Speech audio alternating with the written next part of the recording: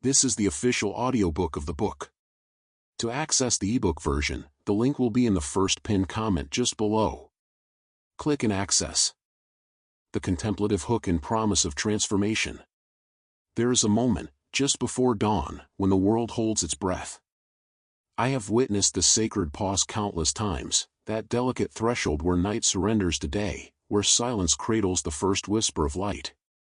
It is in this tender space that ancient wisdom speaks most clearly, offering what our restless age has forgotten, the profound power of simply being still.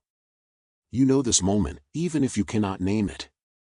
Perhaps you've felt it in that brief instant when your phone lies silent on the nightstand, when your mind hasn't yet remembered its catalog of worries, when your breath flows naturally without the weight of yesterday's regrets or tomorrow's anxieties. This is where true transformation begins, not in the noise of our endless doing, but in the quiet recognition of what has always been present. I have walked among humanity for millennia, watching civilizations rise and fall like waves upon an eternal shore. Each generation believes its struggles are unique, its pace unprecedented. Yet what I observe now gives me pause. Never before have I seen people so magnificently connected to information, yet so profoundly disconnected from wisdom. Never have I witnessed such abundance of things coupled with such scarcity of peace. You carry in your pocket more knowledge than ancient libraries could hold, yet you lie awake at night wondering what your life truly means. You can speak instantly with someone on the other side of the world, yet feel isolated in rooms full of people. You have mastered efficiency in countless ways, yet time slips through your fingers like water through cupped hands.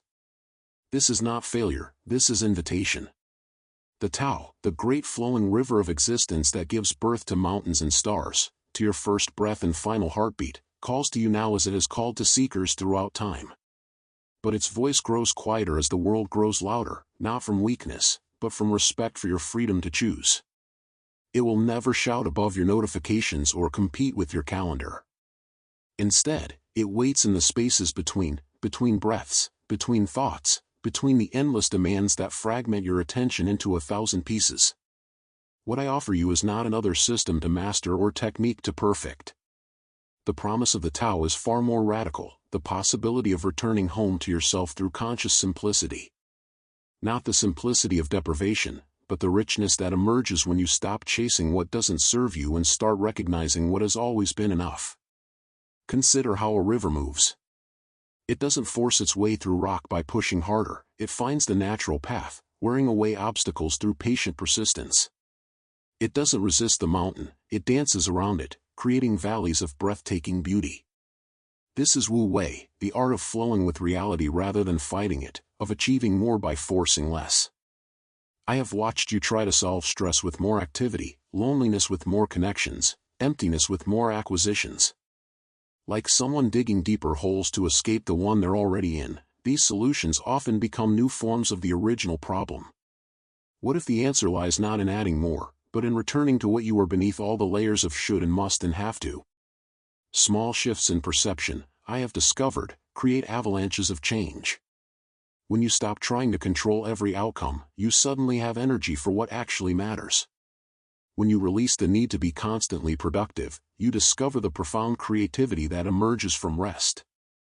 When you cease demanding that life meet your expectations, you begin to meet life with wonder. The most beautiful paradox of existence whispers itself to those willing to listen.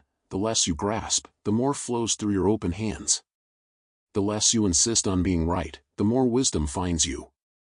The less you struggle against the current of what is, the more you discover your natural ability to navigate any waters. This is why I speak to you now, in your time of unprecedented complexity and timeless yearning. Your generation has created marvels that would seem like magic to your ancestors, yet you struggle with the same fundamental questions that have always stirred the human heart. How do I find peace? What gives my life meaning? How do I love and be loved? How do I face uncertainty without drowning in anxiety? The answers have not changed, though the context has evolved.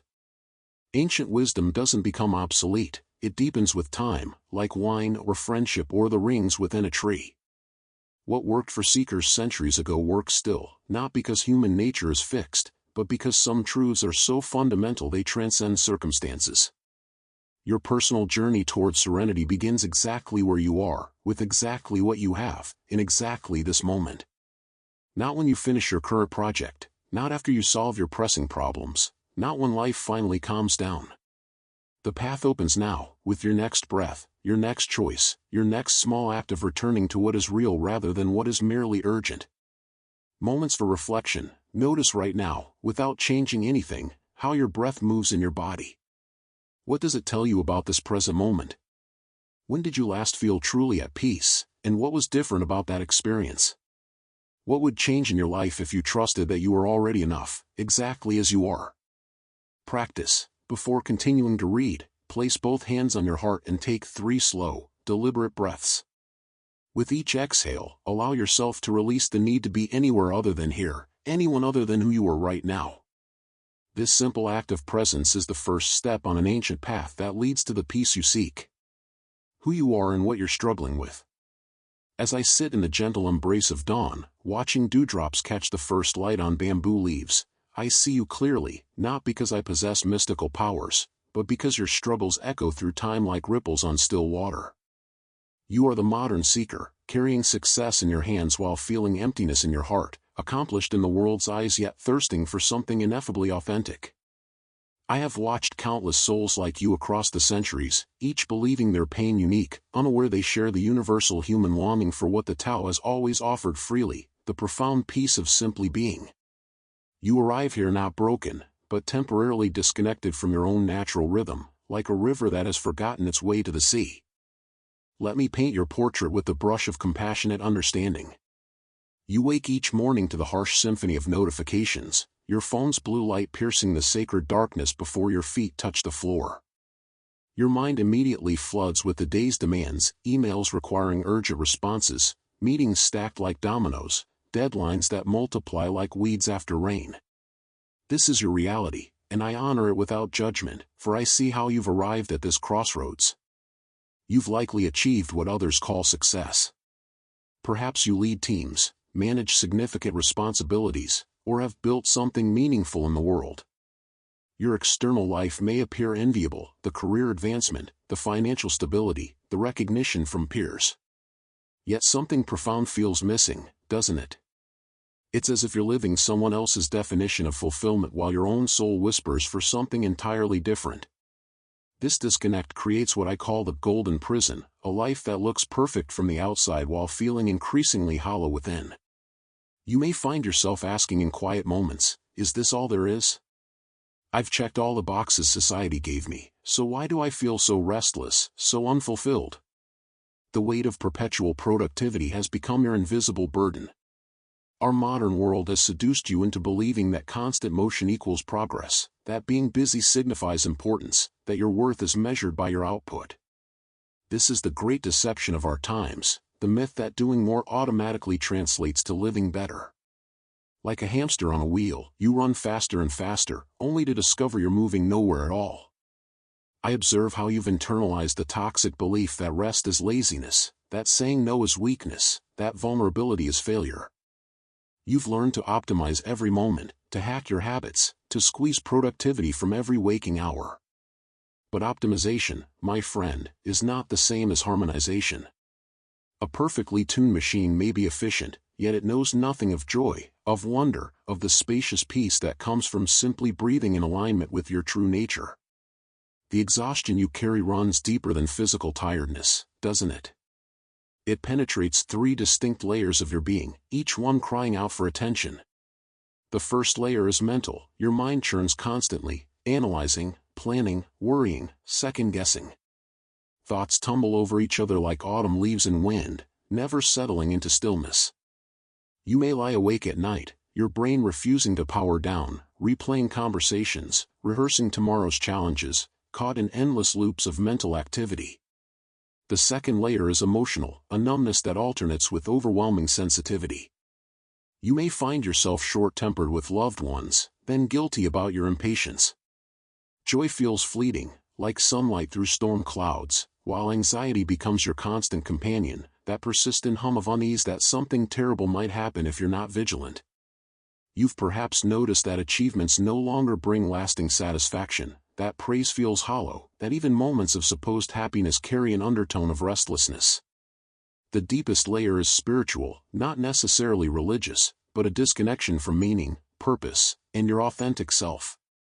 You may feel like you're playing a role, wearing masks that no longer fit, performing a version of yourself that others expect while losing touch with who you truly are beneath all the accomplishments and responsibilities.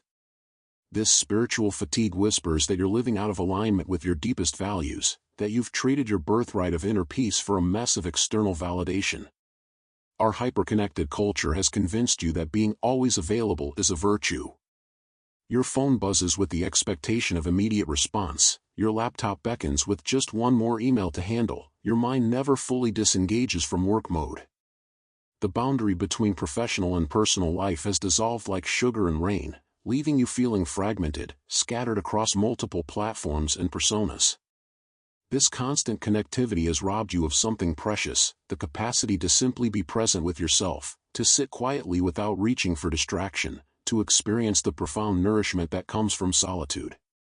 When did you last spend an hour without any input, any entertainment, any task to complete? The very thought might make you uncomfortable, revealing how dependent you've become on external stimulation to feel okay about yourself. Your nervous system, evolved for ancient rhythms of activity and rest, struggles with the relentless pace of modern life. Like a horse forced to run continuously, your adrenal glands pump stress hormones designed for occasional emergencies, not chronic overwhelm.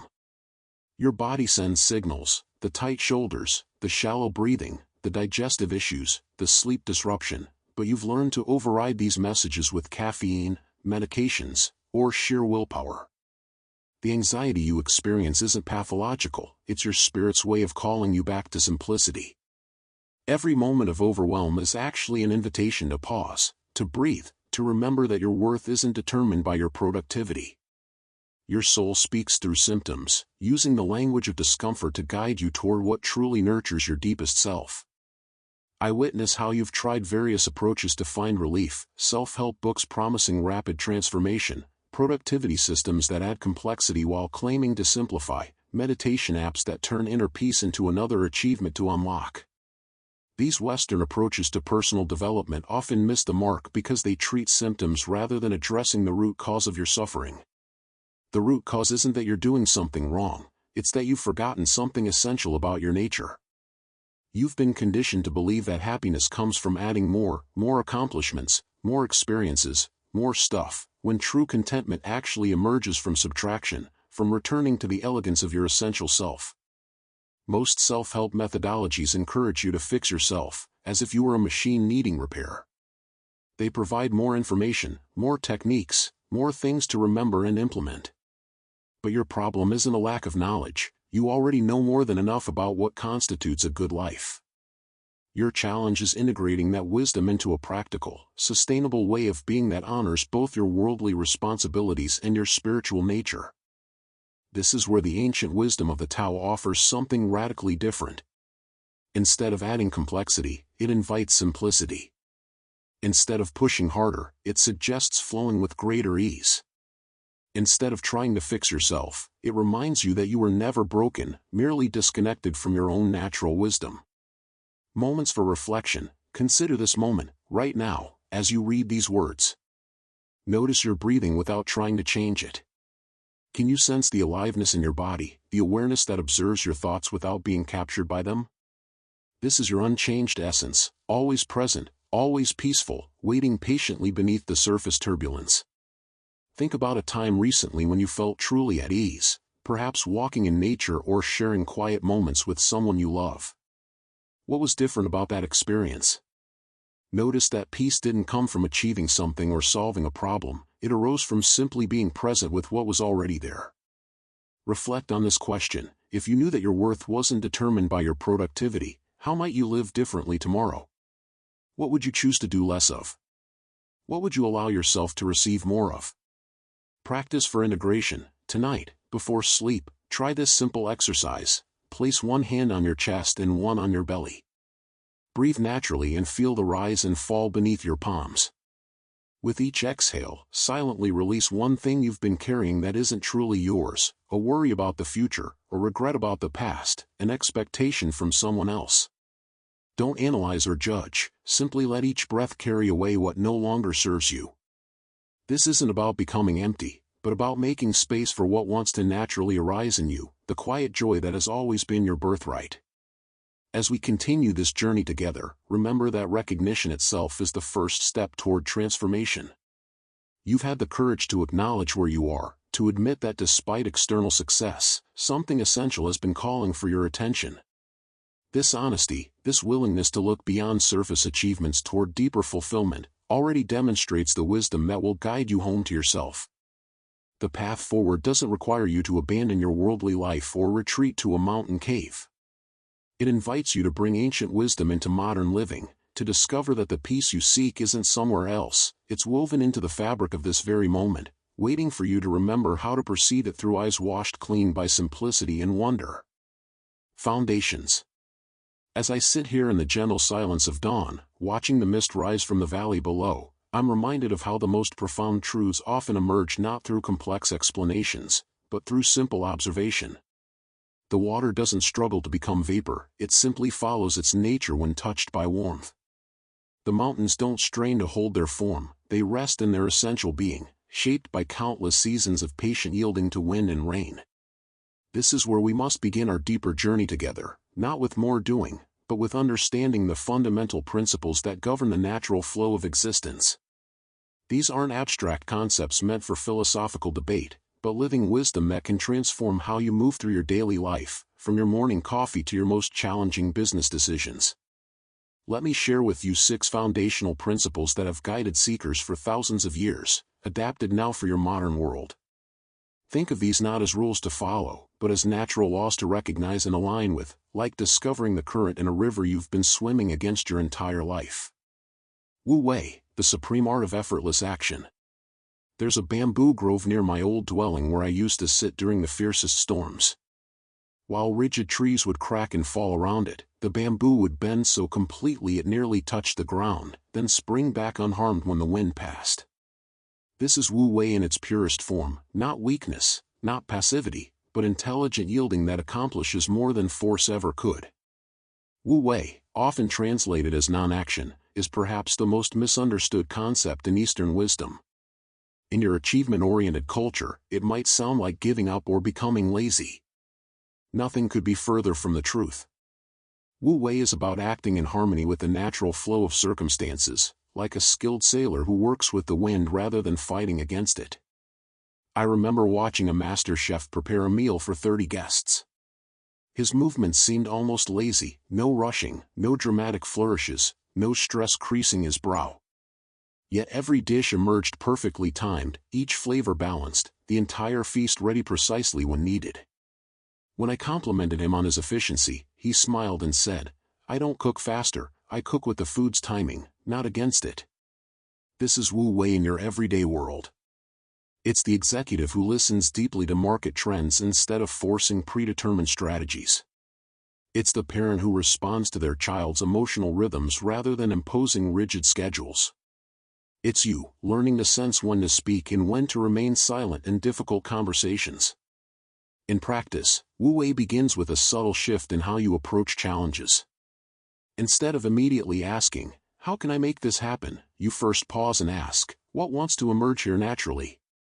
This isn't passive resignation, it's active attunement to the deeper currents of any situation. Consider your last stressful day at work. Likely, much of your exhaustion came not from the actual tasks, but from your resistance to the day's natural rhythm. Wu Wei would have you work with your energy cycles, handling detail-oriented tasks when your mind is sharp, saving creative work for when inspiration flows, allowing rest when your body requests it. The water that carved the Grand Canyon never hurried. It simply moved consistently in its natural direction, yielding around obstacles while maintaining its essential purpose. This is the power available to you when you align your actions with the natural way of things. Take a moment now to recall a recent situation where you felt like you were pushing against a wall. Can you sense how different approaches might have worked with the situation's natural flow instead of against it? This awareness is the beginning of Wu Wei consciousness. Yin and Yang, the dance of complementary forces. Look at your breathing right now. The inhale doesn't compete with the exhale, each makes the other possible. Your heartbeat follows the same wisdom, contraction and expansion, rest and activity, each phase essential for life to continue. This is Yin and Yang, not as opposing forces, but as complementary aspects of a unified whole. Your modern world has largely forgotten this ancient wisdom, creating a culture obsessed with Yang energy, constant activity, endless growth, perpetual brightness. But just as a day without night would exhaust all living things, a life without Yin qualities leads to burnout, anxiety, and a deep sense of being disconnected from your own rhythm. Yin qualities include receptivity, intuition, rest, inner reflection, and the willingness to not know. Yang qualities encompass action, logic, activity, outer expression, and the drive to understand. Both are necessary, but your culture has trained you to value only the Yang, leaving you half alive. I often think of Maria, a brilliant marketing director who came to understand this principle during a particularly challenging product launch. She had been working 18-hour days, pushing her team relentlessly, forcing solutions through sheer willpower. The project was failing, relationships were strained, and she felt like she was drowning. One evening, exhausted and at her wit's end, she finally stopped pushing. She went home early, took a long bath, and simply sat with her feelings without trying to fix anything. In that space of receptive silence, a completely new approach to the campaign emerged, one that worked with consumer psychology rather than against it. The campaign became one of her company's most successful. This is Yin and Yang in practical application. Your most creative insights often emerge not during intense brainstorming sessions, but in moments of relaxed awareness, during walks, showers, or quiet morning coffee. Your strongest decisions come not from forcing quick conclusions, but from allowing wisdom to ripen in the space between knowing and not knowing. In your relationships, this principle transforms everything. Instead of always being the one who talks, you learn the power of listening deeply. Instead of constantly giving advice, you discover the gift of simply witnessing another's experience. Instead of always initiating, you sometimes allow others to lead. Your daily schedule can become a dance of Yin and Yang. Morning Yang energy for important decisions and challenging tasks. Afternoon Yin time for creative work and relationship building. Evening Yang for completion and organization. Night Yin for release and renewal. Even your approach to problems can embody this balance. Sometimes a situation requires direct action, Yang energy mobilized toward clear solutions. Other times, the wisest response is patient observation, allowing the situation to reveal its deeper patterns before acting. Notice how your own energy naturally flows between these qualities throughout the day. When do you feel most receptive? When does your drive to act feel strongest? Working with these natural rhythms instead of against them can transform your effectiveness and well-being. Te, your natural virtue in action. There's a quality that emerges when someone lives in harmony with their deepest nature, a kind of magnetic authenticity that draws people naturally toward them. The ancient Chinese called this Te, often translated as virtue, but meaning something far more alive than moral rules or ethical guidelines. Te is the power that flows through you when you're aligned with your essential self and connected to the greater flow of life. You've encountered Te in others, though you might not have had a name for it. It's the teacher whose genuine enthusiasm makes complex subjects suddenly clear. It's the friend whose presence somehow makes you feel more yourself. It's the leader who guides through example rather than force, whose authenticity inspires authenticity in others. Te isn't something you develop through effort, it's something you uncover by removing what obscures it. Like a clear mountain spring that flows purely when debris is cleared from its path, your natural virtue emerges when you release the artificial patterns that block your authentic expression. In your daily life, Te shows up as the courage to be genuinely yourself rather than who you think others expect you to be. It's speaking your truth with kindness, setting boundaries without aggression, offering help without expecting anything in return. It's the quiet confidence that comes from knowing your own heart. I remember David, a software engineer who discovered his Te during a difficult period at his company. For years, he had tried to be the ambitious, competitive person he thought he should be. But during a major project crisis, he found himself naturally stepping into a different role, quietly listening to frustrated team members, asking questions that helped others think more clearly, creating space for creative solutions to emerge. His manager noticed immediately. "You've become the person everyone wants to work with," she said. David hadn't taken any leadership courses or read any self-help books. He had simply stopped trying to be someone else and allowed his natural qualities of thoughtfulness and genuine care to guide his interactions. This is Tay in action, not trying to have influence, but naturally becoming influential through authentic being. Not seeking respect, but earning it through consistent alignment with your deepest values. Not demanding trust, but inspiring it through transparent authenticity. Your Tay is unique to you. It might express as natural compassion, infectious curiosity, steadying presence, creative vision, or any of countless other qualities.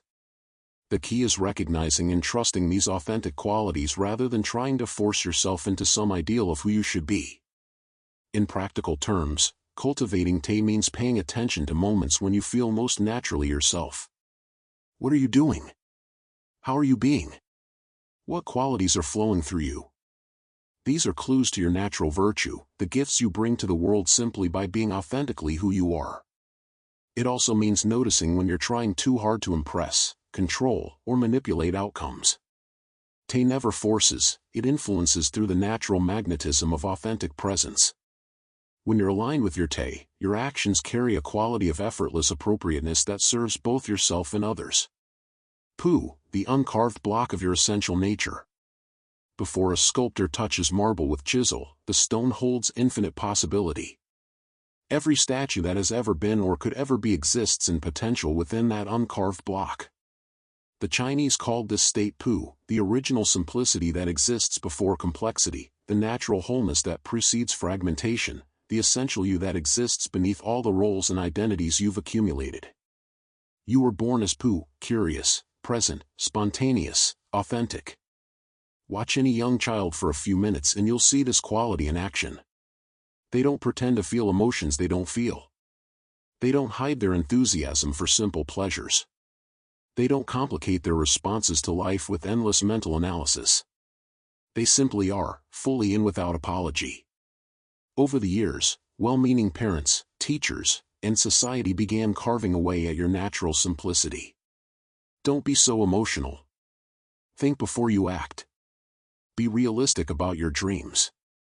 Slowly, layer by layer, your spontaneous nature became buried under expectations, shoulds, and strategies for gaining approval. But Pu isn't lost, it's simply obscured. Like a clear pool covered by fallen leaves, your essential nature remains pristine beneath the accumulated debris of conditioning. The practice isn't to become simple again, but to remember the simplicity that never left you. I think of Sarah, a corporate attorney who had built her entire identity around being smart, sophisticated, and always in control. She came to our retreat exhausted by the effort of maintaining this image. During a walking meditation in the forest, she found herself unexpectedly laughing at a squirrel's antics. The laughter surprised her. It had been months since she'd felt genuine spontaneous joy. That moment became a doorway back to her Pu. She began noticing other simple pleasures she had dismissed as unsophisticated, the satisfaction of handwriting a letter, the delight of cooking without a recipe, the peace of sitting quietly without any agenda. Her colleagues began commenting on a new ease in her presence, a quality of authenticity that made her even more effective as a lawyer while requiring far less effort. This is the practical power of Pu, not becoming childish, but recovering the essential freshness that makes each moment new. It's approaching familiar challenges with beginner's mind instead of tired assumptions. It's responding to people as they are right now rather than through the filter of past interactions. Pu shows up in your willingness to say I don't know when you truly don't know, instead of pretending expertise. It appears in your capacity to feel wonder at ordinary miracles, the way light moves through water, the complexity hidden in a single flower, the mystery of consciousness itself. In decision-making, Pu cuts through endless mental complexity to reveal what's actually important. Instead of weighing dozens of pros and cons, you tune into your simple, honest response to each option. Often, your first unfiltered reaction contains more wisdom than hours of analysis. Returning to poo doesn't mean abandoning your skills, knowledge, or responsibilities. It means holding these acquisitions lightly, not letting them define or limit you. You become like water that takes the shape of any container while maintaining its essential nature, adaptable without losing your core authenticity. What aspects of your original nature do you miss most? What simple pleasures have you dismissed as unimportant? These questions point you back toward your own uncarved block, the essential you that exists beneath all the elaborations. The three treasures: compassion, frugality, and humility. In all my years observing human nature, I've noticed that lasting contentment comes not from acquiring more, but from embodying three essential qualities. I call these the three treasures, not because they're rare, but because they're precious beyond measure and available to everyone: compassion, frugality, and humility. These aren't moral imperatives imposed from outside, but natural expressions of wisdom that arise when you understand your deep connection to all life. They're practical treasures that enrich every aspect of your daily existence, from your most intimate relationships to your professional interactions, from your relationship with money to your relationship with yourself. Compassion begins with recognizing that every person you encounter is fighting battles you know nothing about, carrying burdens you can't see, longing for the same basic happiness and freedom from suffering that you desire. This recognition naturally softens the hard edges of judgment and criticism that create so much unnecessary conflict in your life. True compassion isn't feeling sorry for others or trying to fix their problems. It's the wisdom to see clearly without judgment, combined with the warmth to respond with kindness when appropriate. It includes compassion for yourself, recognizing that you too are doing your best with your current level of understanding and capacity. Frugality has nothing to do with deprivation or poverty consciousness. It's the elegant sufficiency that comes from distinguishing between what you actually need and what your conditioned mind tells you to want. It's finding richness in simplicity, abundance in having enough, wealth in appreciating what's already present in your life. A frugal approach to time means focusing on what truly matters instead of filling every moment with activity. Frugal communication means choosing words that serve understanding rather than impressive vocabulary that obscures meaning. Frugal consumption means buying less but choosing better, owning fewer things but treasuring them more. Humility is perhaps the most misunderstood treasure. It's not self-deprecation or false modesty, but the accurate assessment of your place in the vast web of existence. You're significant enough to matter, not so significant that the universe revolves around you. You have unique gifts to offer, and unlimited capacity to learn from others. Humility allows you to receive feedback without defensiveness, to admit mistakes without shame, to celebrate others' successes without comparison. It's the foundation of genuine confidence, not the brittle confidence that requires constant validation, but the quiet assurance that comes from knowing your inherent worth isn't dependent on external achievements. Together, these three treasures create a quality of presence that others find naturally attractive. People feel safe around you because your compassion makes them feel seen and accepted. They trust your judgment because your frugality demonstrates wisdom and priorities. They seek your input because your humility makes your insights more receivable. In your work life, these treasures translate to practical excellence.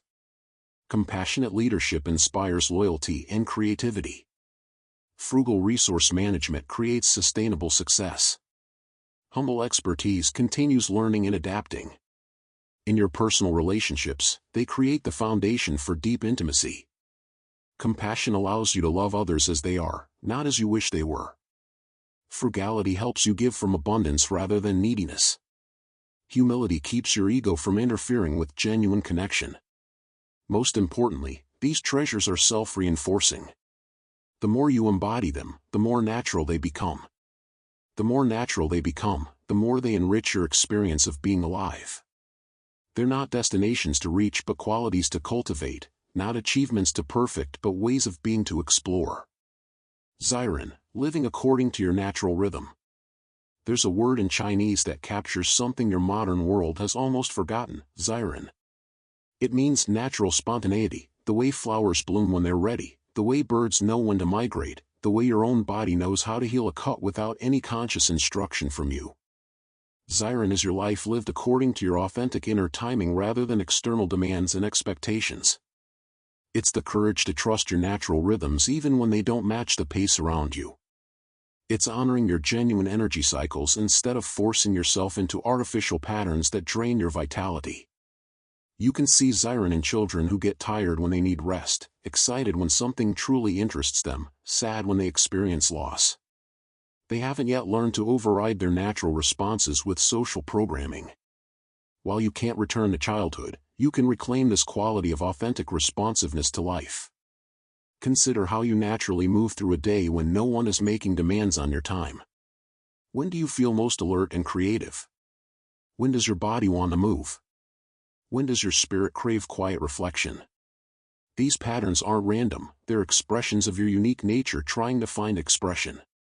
Marcus, a financial advisor, discovered his natural rhythm during a 2-week vacation when he wasn't setting any alarms or following any schedules. He found himself waking naturally at dawn, feeling most sharp and focused until mid-morning, then needing a creative break around noon. His afternoon energy was perfect for relationship-building activities, and his evenings called for gentle reflection rather than intense work. When he returned to his job, he negotiated to start work earlier, scheduled his most complex analysis for morning hours, blocked lunch times for walking meetings with clients, and saved administrative tasks for late afternoon when his energy was lower anyway. His productivity increased significantly, and his stress levels dropped dramatically. This is Xiren in practical application, working with your nature instead of against it. But it extends far beyond scheduling preferences. It includes honoring your natural communication style instead of forcing yourself to be more extroverted or introverted than feels authentic. It means choosing relationships that support your growth rather than ones that require you to constantly perform a false version of yourself. Xiren also applies to your emotional rhythms. Instead of judging your feelings as positive or negative, you begin recognizing them as natural responses to life circumstances. Sadness becomes a healthy response to loss. Anger becomes important information about boundaries. Joy becomes fuel for generosity and connection. In decision-making, Xiren means trusting your intuitive knowing alongside rational analysis. Your body often knows what's right for you before your mind catches up. That subtle feeling of expansion when you consider one option, the slight contraction when you think about another, these are expressions of your natural wisdom guiding you toward choices that serve your authentic development. Living according to Xiren doesn't mean becoming self-indulgent or irresponsible. It means finding ways to meet your commitments that align with your natural capacities rather than fighting against them. It means being honest about your genuine limitations and generous with your authentic gifts. The goal isn't to control your life more effectively, but to flow with it more skillfully.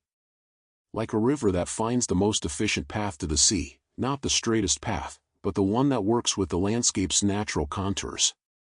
As our exploration of these foundations draws to a close, I want you to notice something important. None of these principles require you to become someone different than who you already are. They're invitations to remember and embody the wisdom that's already alive within you, wisdom that's been temporarily obscured by habits of struggle and force. Wu Wei doesn't ask you to stop acting, but to act in harmony with natural flows. Yin and Yang doesn't require perfect balance, but conscious awareness of both qualities within you. Te isn't earned through effort, but revealed through authentic being. Pu isn't achieved through striving, but uncovered through simplifying. The three treasures aren't moral obligations, but practical expressions of wisdom. Xiren isn't a new discipline to master, but permission to trust your own nature. These foundations work together like instruments in an orchestra, each contributing its unique voice to a harmony that's more beautiful than any individual element. As you begin recognizing these principles in your daily experience, you'll find they naturally reinforce and deepen each other. Reflection points. Take a moment to consider which of these foundations resonates most strongly with your current life situation. Is there one that feels particularly relevant to a challenge you're facing right now? Can you sense how embodying these principles might shift your approach to daily decisions and interactions? Practice. Choose one foundation that called to you most strongly during this reading. For the next 3 days, simply notice when this principle shows up naturally in your experience. Don't try to force it or improve anything, just observe with friendly curiosity. This gentle attention is often enough to strengthen your natural connection to ancient wisdom that's always been available to you. The path ahead becomes clearer as you recognize these foundations not as concepts to understand, but as living realities to experience. In our next exploration together, we'll discover how these timeless principles transform the most practical aspects of your modern life, from your relationship with time to your approach to leadership, from communication to decision-making, from work to rest. The ancient and the contemporary are about to meet in the sacred space of your everyday experience. Key principles applied to daily life. The morning air carries the scent of dew-kissed grass as I walk through my garden, watching how each plant follows its own rhythm without forcing, without hurry. The bamboo bends gracefully in the wind while the ancient oak stands firm, both responses perfectly natural, both expressions of the same underlying harmony. This is how the Tao reveals itself most clearly, not in abstract concepts, but in the gentle intelligence that governs every moment of our daily existence. You see, my friend, the principles we've explored together are not meant to remain as beautiful ideas adorning the shelves of your mind. They are living waters, meant to flow through the riverbed of your everyday experience, transforming even the most mundane moments into opportunities for deeper alignment with your authentic nature. Transforming your relationship with time, from chronic urgency to sacred presence. In this age of endless notifications and compressed schedules, time has become a tyrant rather than an ally. I observe how modern life treats time like a resource to be conquered, squeezed, optimized, as if you could somehow extract more hours from a day through sheer force of will. But the Tao teaches us something radically different. Time is not linear scarcity but circular abundance, not something we possess but something that possesses us when we learn to move with its natural flow. The chronic urgency that grips so many hearts today is not born from the actual demands of life, but from a fundamental misunderstanding of how energy moves through existence. When you constantly push against time, trying to fit more into less, you create internal friction that exhausts your spirit long before your tasks are complete. It's like trying to swim upstream in a river, possible, but unnecessarily draining. I invite you to experiment with what I call sacred time, moments when you step out of the rushing current and into the eternal present. This morning, instead of checking your phone immediately upon waking, lie still for 3 breaths and feel the weight of your body against the mattress. Notice how these few seconds seem to expand, creating space around your consciousness like ripples on a still pond. Throughout your day, practice the art of monopresence, giving yourself completely to whatever stands before you, whether it's washing dishes, writing an email, or listening to a colleague. When you divide your attention among multiple tasks, believing this makes you more efficient, you actually scatter your life force like seeds on rocky ground. But when you gather your awareness into singular focus, even the simplest activities become doorways to the sacred. Moments for reflection. Can you recall a time when you felt completely absorbed in an activity, where time seemed to disappear? What would change in your daily experience if you approached each task as a meditation rather than an obstacle to completion? How might your relationships deepen if you offered others the gift of your undivided presence? Practice. Tomorrow, choose 3 routine activities, perhaps brewing your morning coffee, walking to your car, and eating lunch. Perform each with complete attention, as if it were the most important thing you could possibly do in that moment. Notice how this quality of presence transforms not just the activity, but your entire sense of aliveness. The quiet revolution of doing less with total presence. There exists a profound rebellion available to you, not the kind that shouts and protests, but the gentle revolution of choosing depth over breadth, quality over quantity. In a world that measures worth by output, choosing to do less while being more present becomes an act of spiritual courage. I watched the master craftsman in his workshop, spending an entire morning shaping a single piece of wood, his attention flowing like honey into every curve, every grain. Compare this to the factory that produces hundreds of identical objects in the same time, each lacking soul, each forgotten as soon as it's consumed. The craftsman understands what our hurried age has forgotten. True value emerges not from quantity but from the quality of consciousness we bring to our actions. This principle transforms everything when applied to your daily life. Instead of answering 20 emails hastily, what if you responded to 5 with thoughtfulness and care? Rather than rushing through a conversation with your child while mentally planning dinner, what if you offered 10 minutes of complete presence, allowing their words to land in the spaciousness of your heart? The fear that arises when you consider doing less is understandable. Your conditioning whispers that you'll fall behind, disappoint others, miss opportunities. But I've observed something remarkable in those who dare to practice this gentle rebellion. They often accomplish more of what truly matters, with less stress and greater satisfaction. When your actions arise from centered awareness rather than frantic momentum, they carry a different quality of effectiveness. The secret lies in understanding that presence is not passive, it's the most dynamic force in the universe. Like a calm lake that perfectly reflects the sky, your quiet attention has the power to mirror the deepest needs of any situation, revealing responses that hurried thinking could never discover. Moments for reflection. What activities in your daily life do you rush through on autopilot? How might these moments transform if you approach them as opportunities for presence rather than obstacles to overcome? When you imagine doing less but with greater awareness, what resistance arises in your body and mind? Practice. For the next 3 days, deliberately slow down 3 activities that you typically rush. Perhaps it's your morning shower, the walk from your car to your office, or the process of preparing dinner. Move as if you have all the time in the world, bringing curious attention to sensations, sounds, and the subtle rhythms of your body. Notice what emerges in this spaciousness. Taoist communication, the transformative power of listening before speaking. The autumn wind teaches us about communication. It doesn't announce itself with fanfare, yet every tree responds to its presence. True communication, like this wind, carries influence through quality rather than volume, through presence rather than performance. In our age of constant commentary and instant reactions, the ancient art of listening has become revolutionary. Most of what we call communication is actually parallel broadcasting, 2 people taking turns transmitting their positions without any real receiving happening. I observe conversations where each person waits for the other to pause so they can insert their prepared response, their agenda, their need to be right or understood. But genuine listening is something entirely different. It's a form of love, a quality of attention that creates space for truth to emerge. When you truly listen, you're not just processing words and forming replies.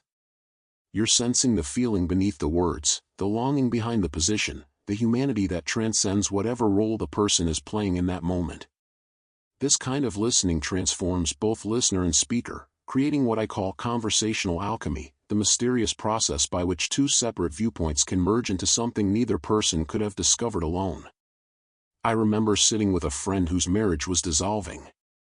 For an hour, she poured out her anger, her hurt, her sense of betrayal. I offered no advice, no reassurances, no attempts to fix or reframe her experience. I simply held space for her words like a deep well receives rainwater. Finally, she grew quiet and said, "You know, I think what I'm really feeling underneath all this anger is grief. I'm grieving the dream we both had that didn't come true." This is the power of spacious listening. It allows people to hear themselves more clearly, to discover the deeper truth that lies beneath the surface emotions. And when you respond from this deeper understanding rather than reacting to the surface content, your words carry a different quality of wisdom and compassion.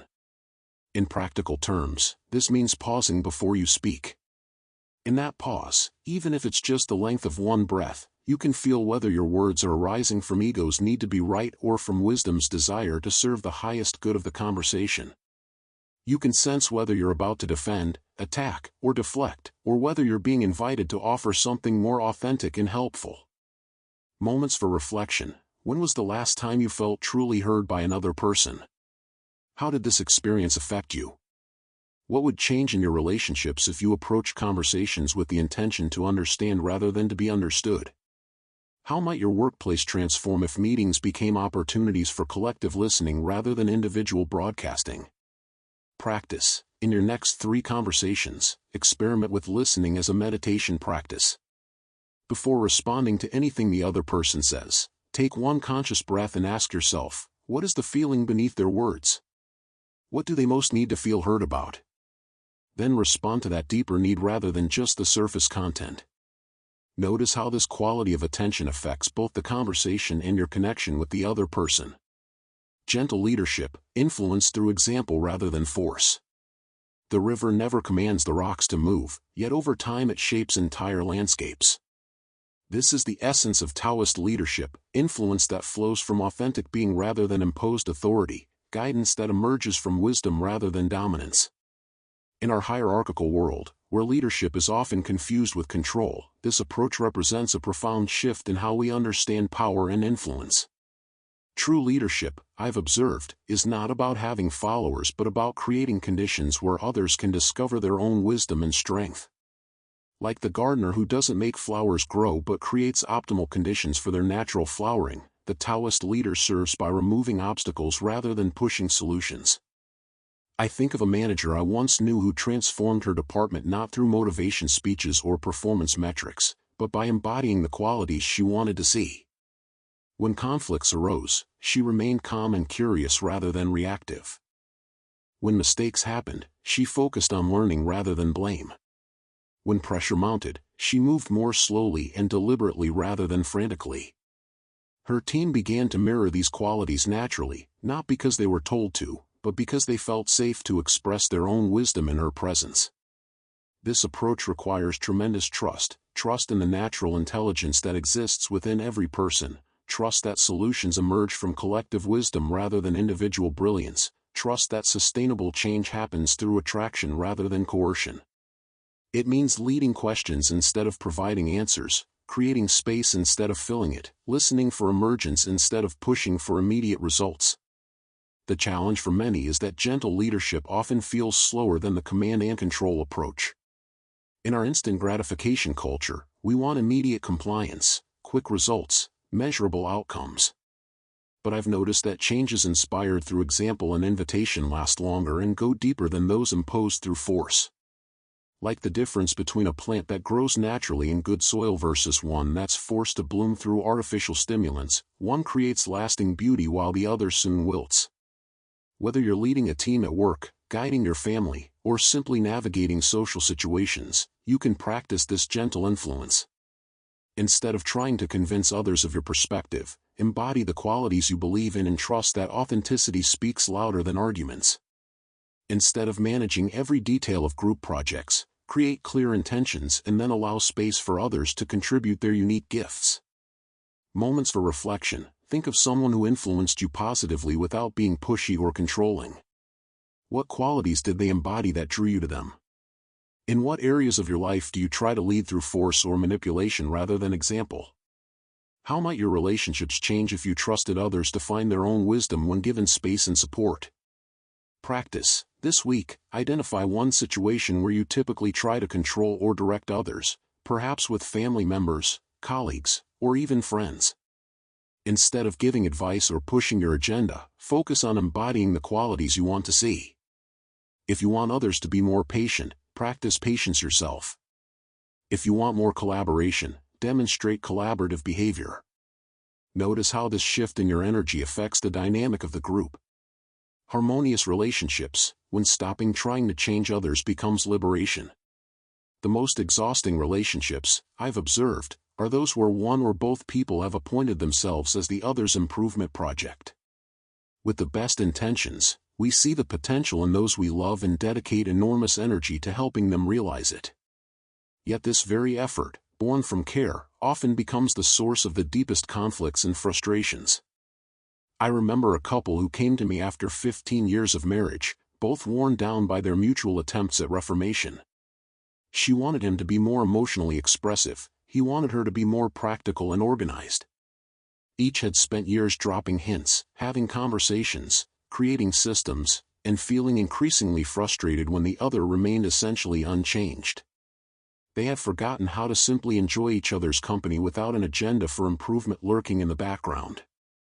The Tao teaches us something that sounds almost scandalous in our self-improvement culture. People change when they're ready to change, not when we think they should change. Our role is not to be the catalyst for their transformation but to love them as they are while remaining open to who they might become. This doesn't mean accepting harmful behavior or abandoning healthy boundaries, it means releasing the exhausting burden of being responsible for another person's growth. When you truly grasp this principle, something magical happens in your relationships.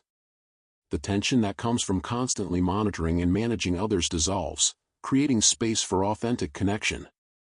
Your partner, friends, and family members begin to relax around you because they sense they don't have to defend themselves against your improvement agenda. And paradoxically, in this atmosphere of acceptance, people often become more open to natural growth and change. I've noticed that the urge to change others usually stems from our own discomfort with their choices or behaviors. We tell ourselves we want them to be happier or more successful, but often we're really seeking relief from our own anxiety about their decisions. Learning to differentiate between caring about someone and feeling responsible for their choices becomes a crucial skill for healthy relationships. This doesn't mean becoming indifferent or distant.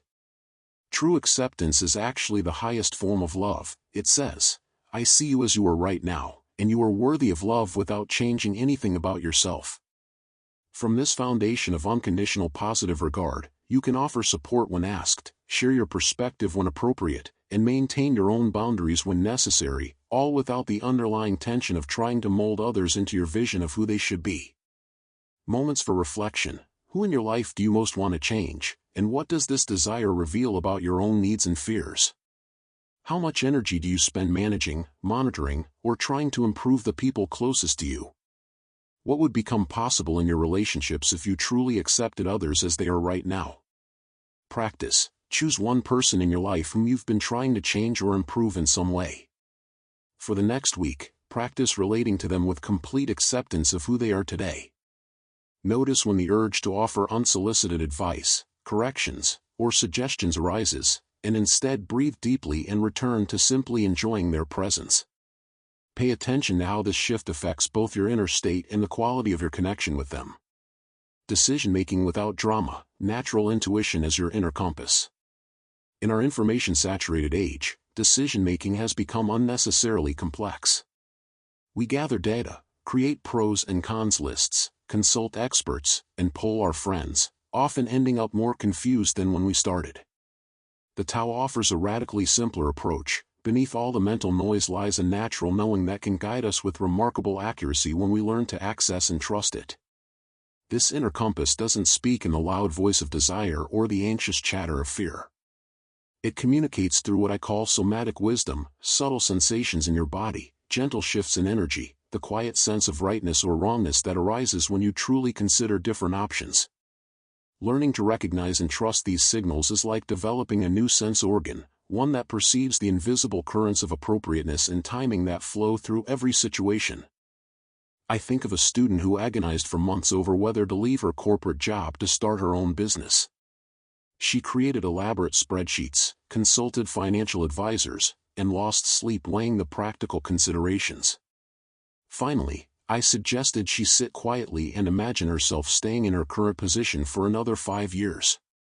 "How does that feel in your body?" I asked. Her shoulders immediately slumped, and she felt a heaviness in her chest. Then I asked her to imagine taking the leap into entrepreneurship. Despite the financial uncertainties, her posture straightened, and she felt a lightness in her solar plexus. The decision became clear not through analysis but through bodily wisdom. This doesn't mean ignoring practical considerations or acting impulsively on every feeling. Rather, it means including your natural intelligence alongside your analytical mind, recognizing that your body has been processing information about your environment and relationships for far longer than your thinking mind has been active. Often, what we call intuition is actually the result of sophisticated pattern recognition happening below the threshold of consciousness. The key is learning to create space between stimulus and response, a pause in which you can sense into the situation with your whole being rather than just your mental faculties. This pause might last only a few breaths, but it's long enough for deeper wisdom to emerge. In this space, you're not trying to figure out the right answer according to external standards, but sensing into what feels most aligned with your authentic nature and the natural flow of your life.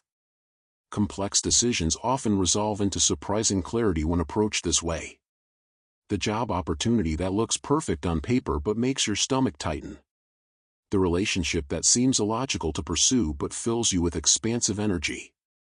The creative project that practical voices dismiss but ignites something vital in your core. Your natural intelligence perceives dimensions of these situations that analysis alone cannot access. Moments for reflection. Think of a time when you followed your intuition despite logical concerns, and it led to a positive outcome. How did that inner knowing communicate with you? What would change in your decision-making process if you trusted your natural intelligence as much as your analytical mind? What decisions are you currently facing that might benefit from this more holistic approach?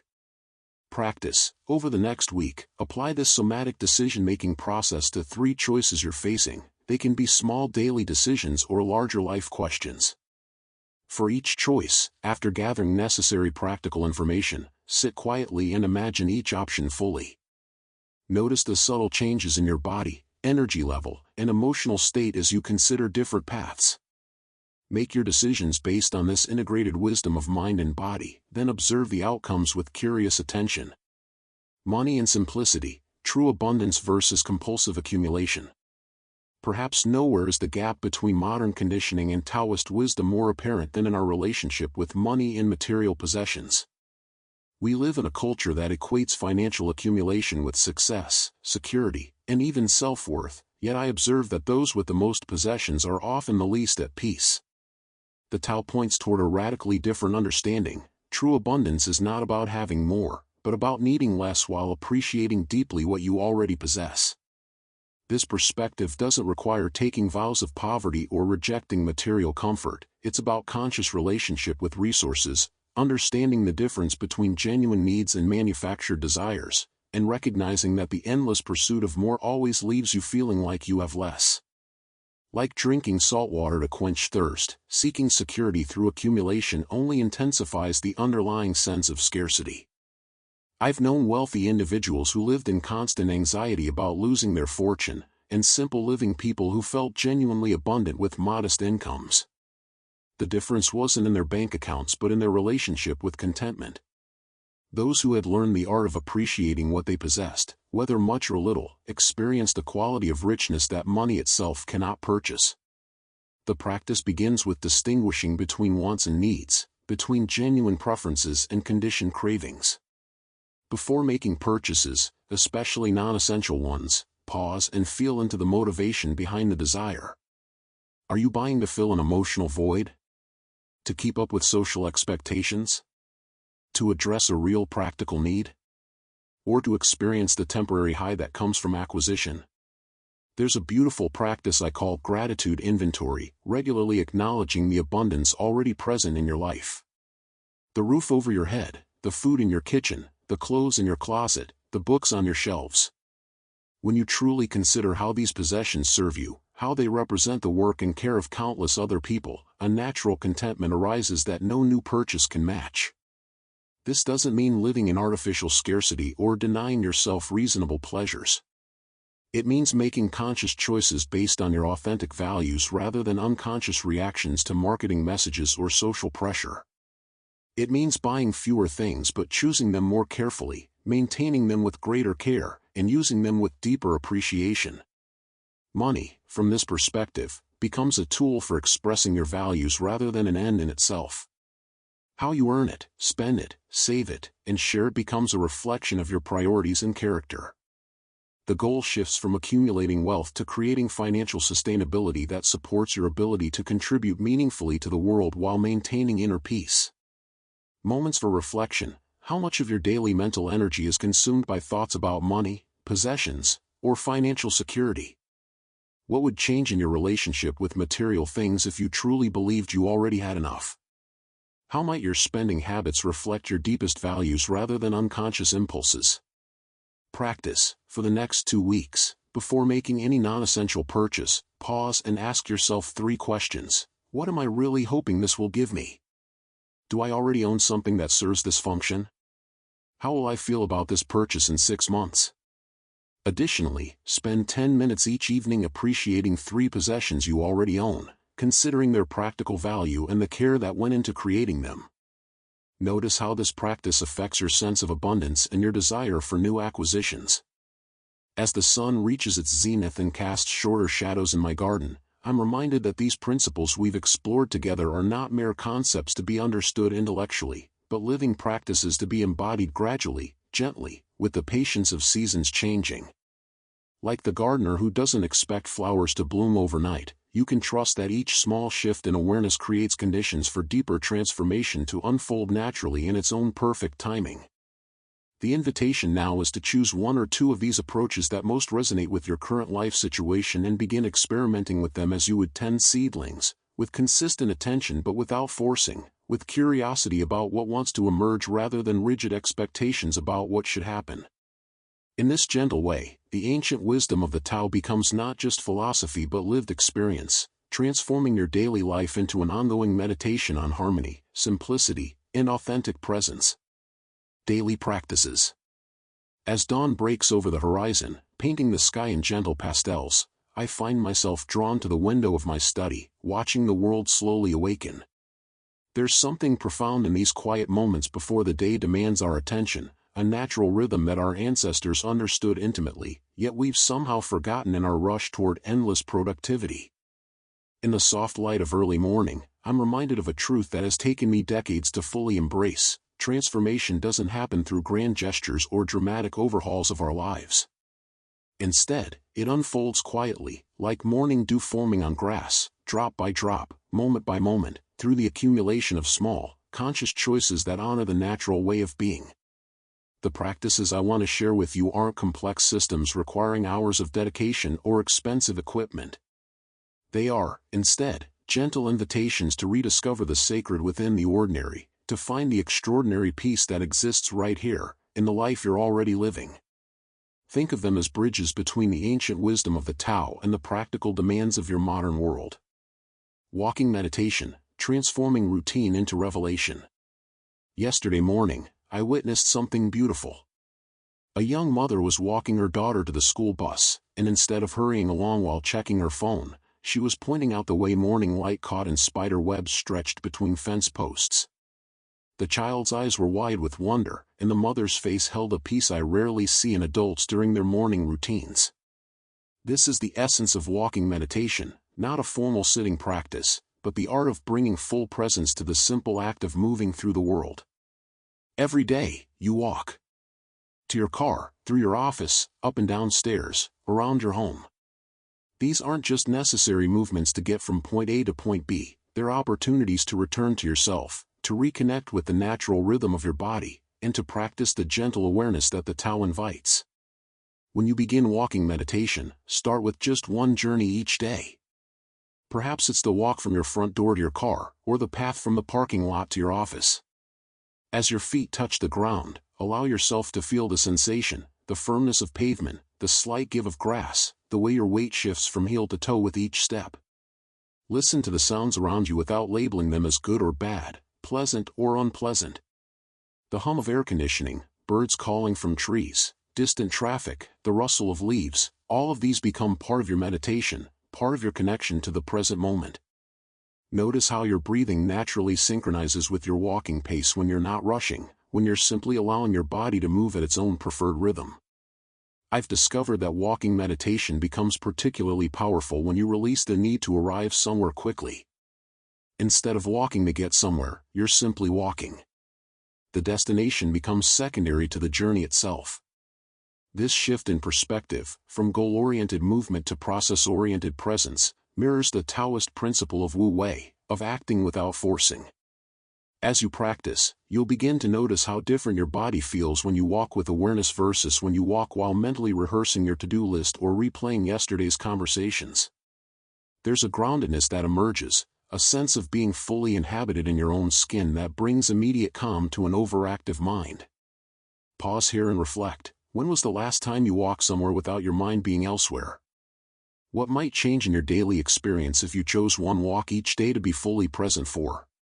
Notice now, as you're reading this, the sensation of your feet touching the ground, even while sitting.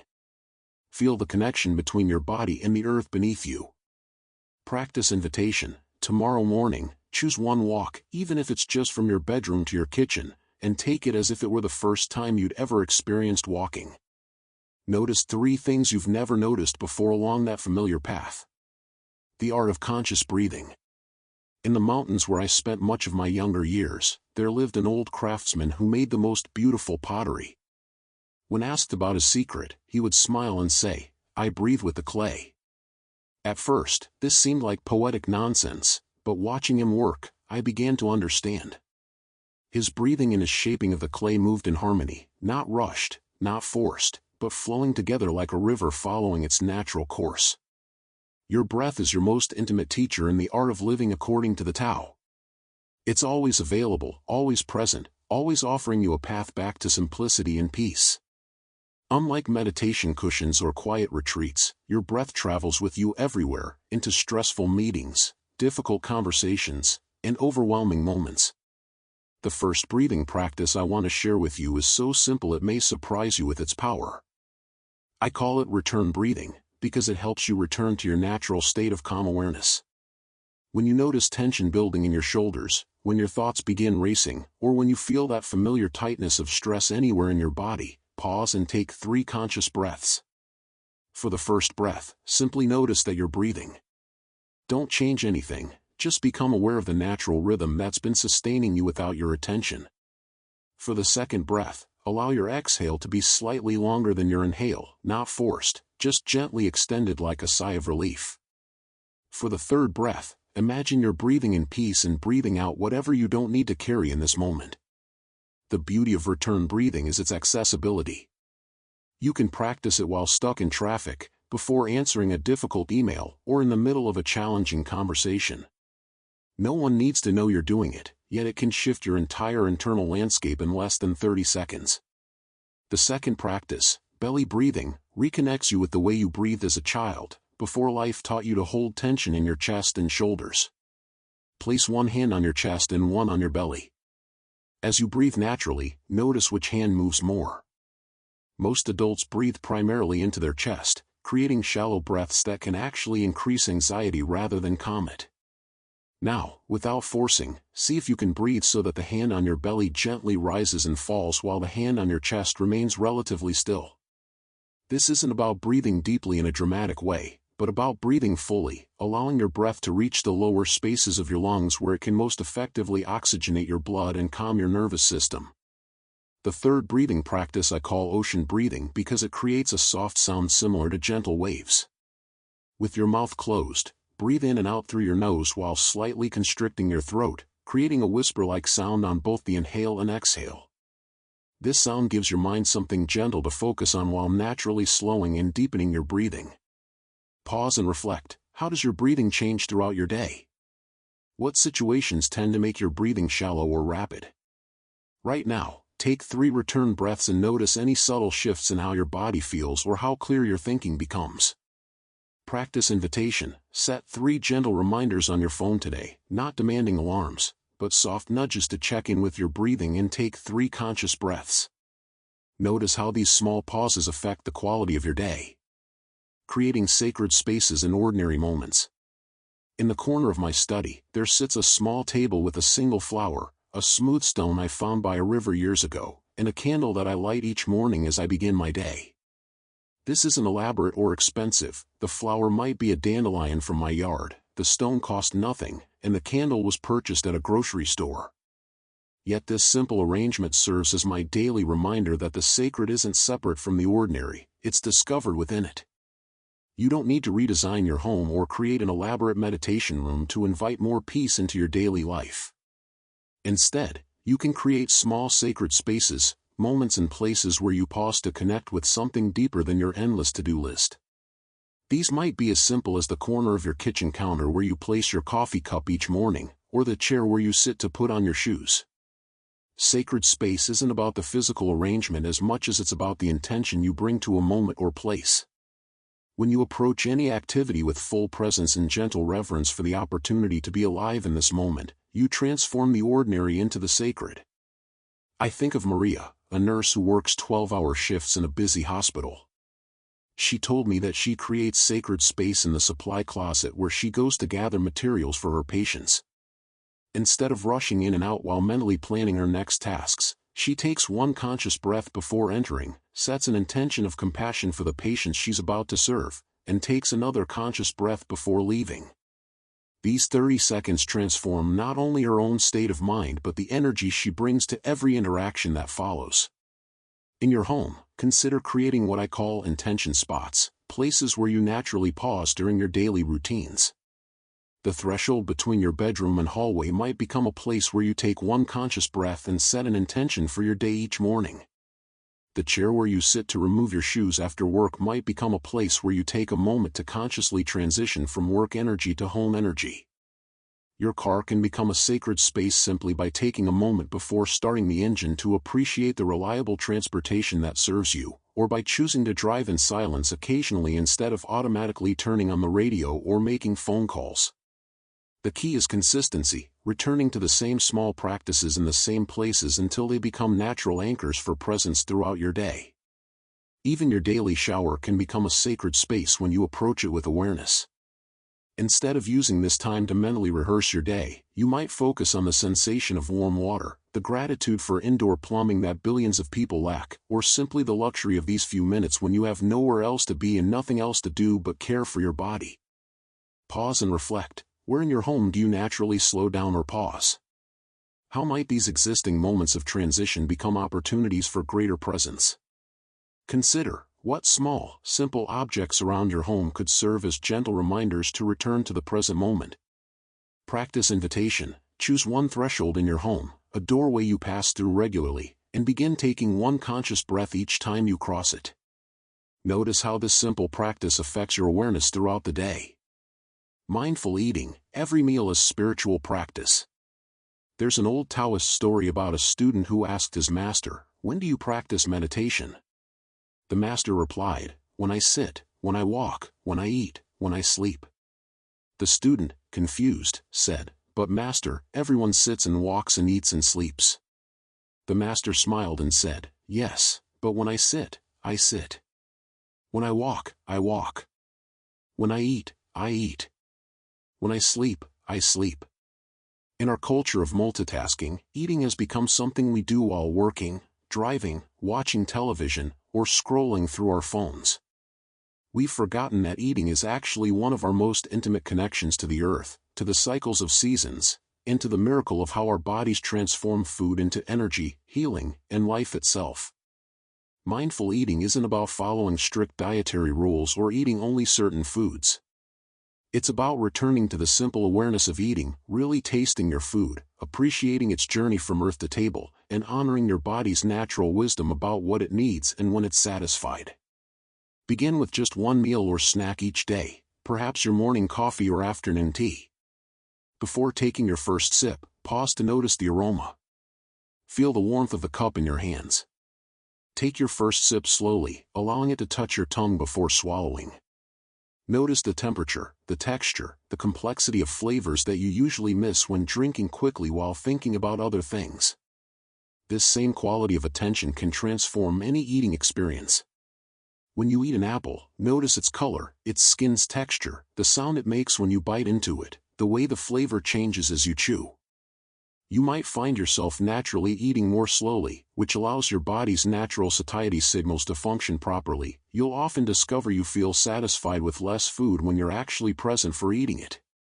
One of the most profound shifts in mindful eating is the practice of gratitude, not forced or overly formal, but a natural appreciation for the many hands and natural processes that brought this food to you. The farmer who grew it, the truck driver who transported it, the grocer who made it available, the rain and sun and soil that nurtured it. This awareness connects you to the vast web of interconnection that sustains all life. I've found that mindful eating naturally leads to more intuitive food choices. When you're really present with how different foods make you feel, not just while eating them, but hours afterward, you begin to naturally gravitate toward foods that truly nourish you and away from those that drain your energy or create discomfort. Pause and reflect. How does your relationship with food reflect your relationship with other pleasures in life? Do you tend to rush through enjoyable experiences? Notice, what would it feel like to approach your next meal as if you were discovering food for the first time? Practice invitation. Choose one meal this week to eat in complete silence, with no distractions. Set your phone aside, turn off the television, and simply eat. Notice what you discover about the food, about your eating habits, and about your capacity for present moment awareness. Tao-centered technology relationship.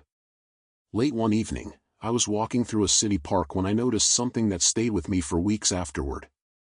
A family was sitting on a bench, parents and two children, and all four were looking at their individual phones. The children were perhaps 8 and 10 years old.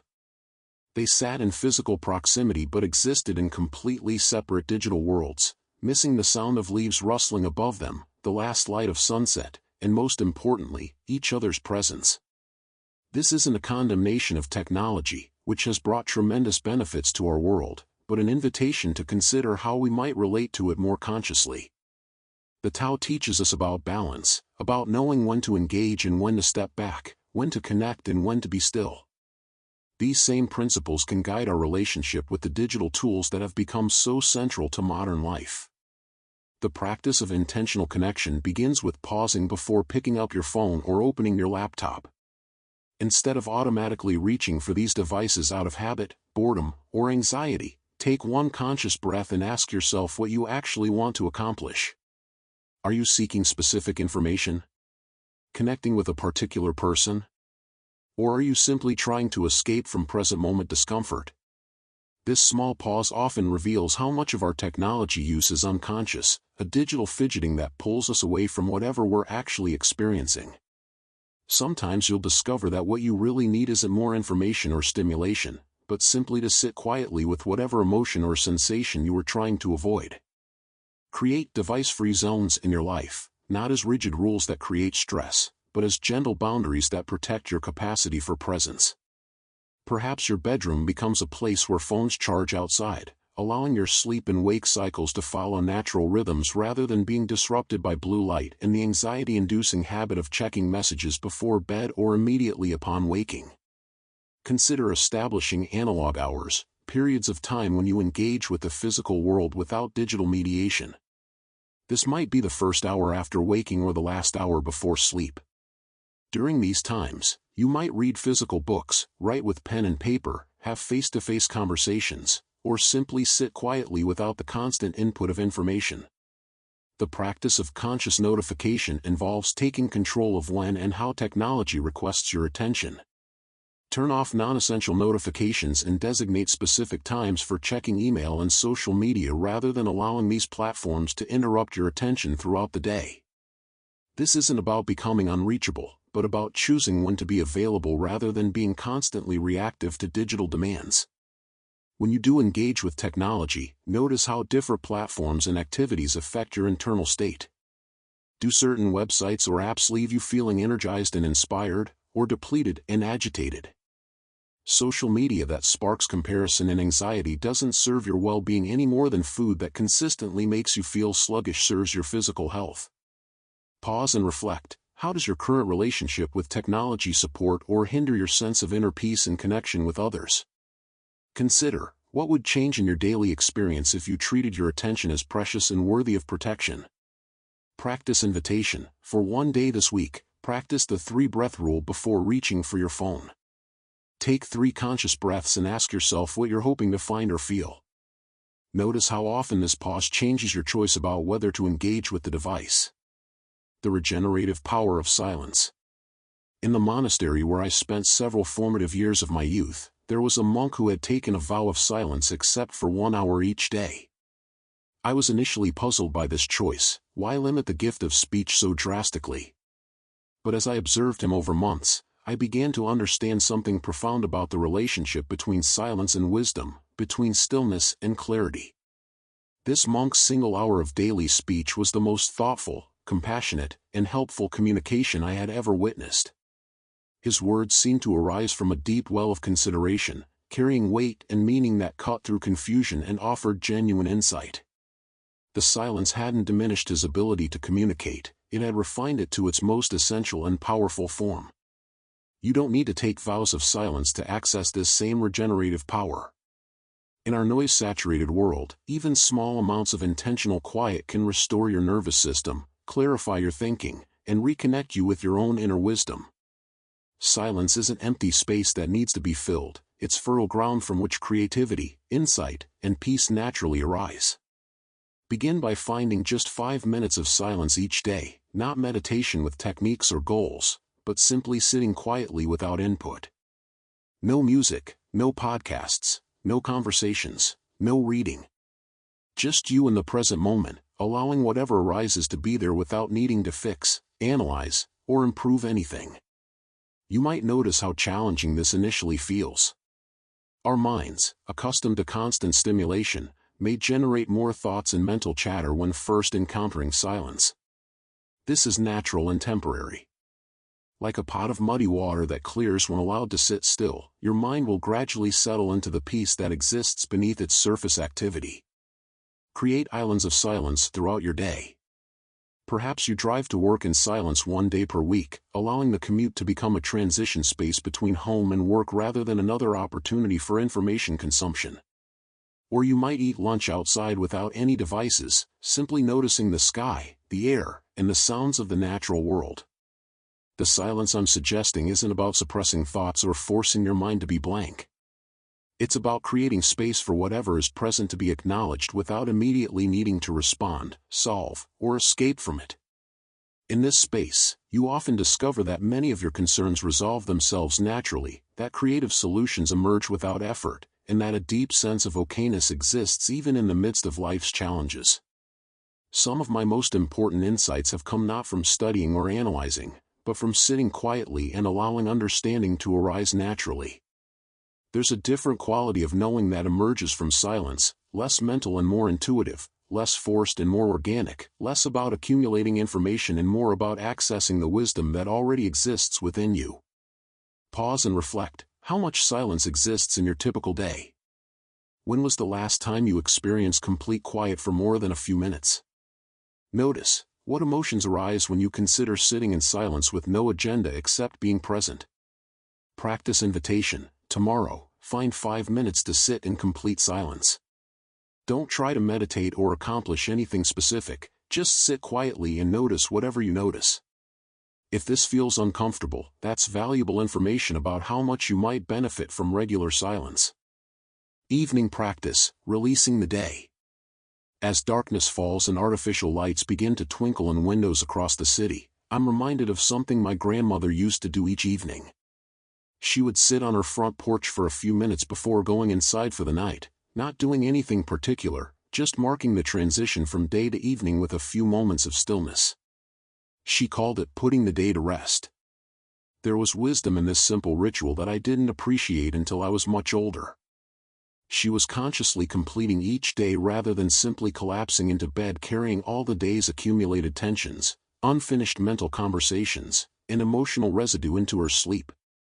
This gentle practice of consciously ending the day creates space for restorative rest and allows you to wake feeling refreshed rather than already burdened by yesterday's concerns. The evening practice I want to share with you isn't complex or time-consuming, but it can profoundly improve both your sleep quality and your sense of completion with each day.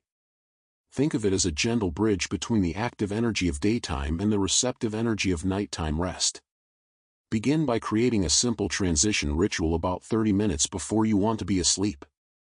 This might involve dimming lights, finishing with screens, and engaging in one calming activity that signals to your nervous system that the day's work is done.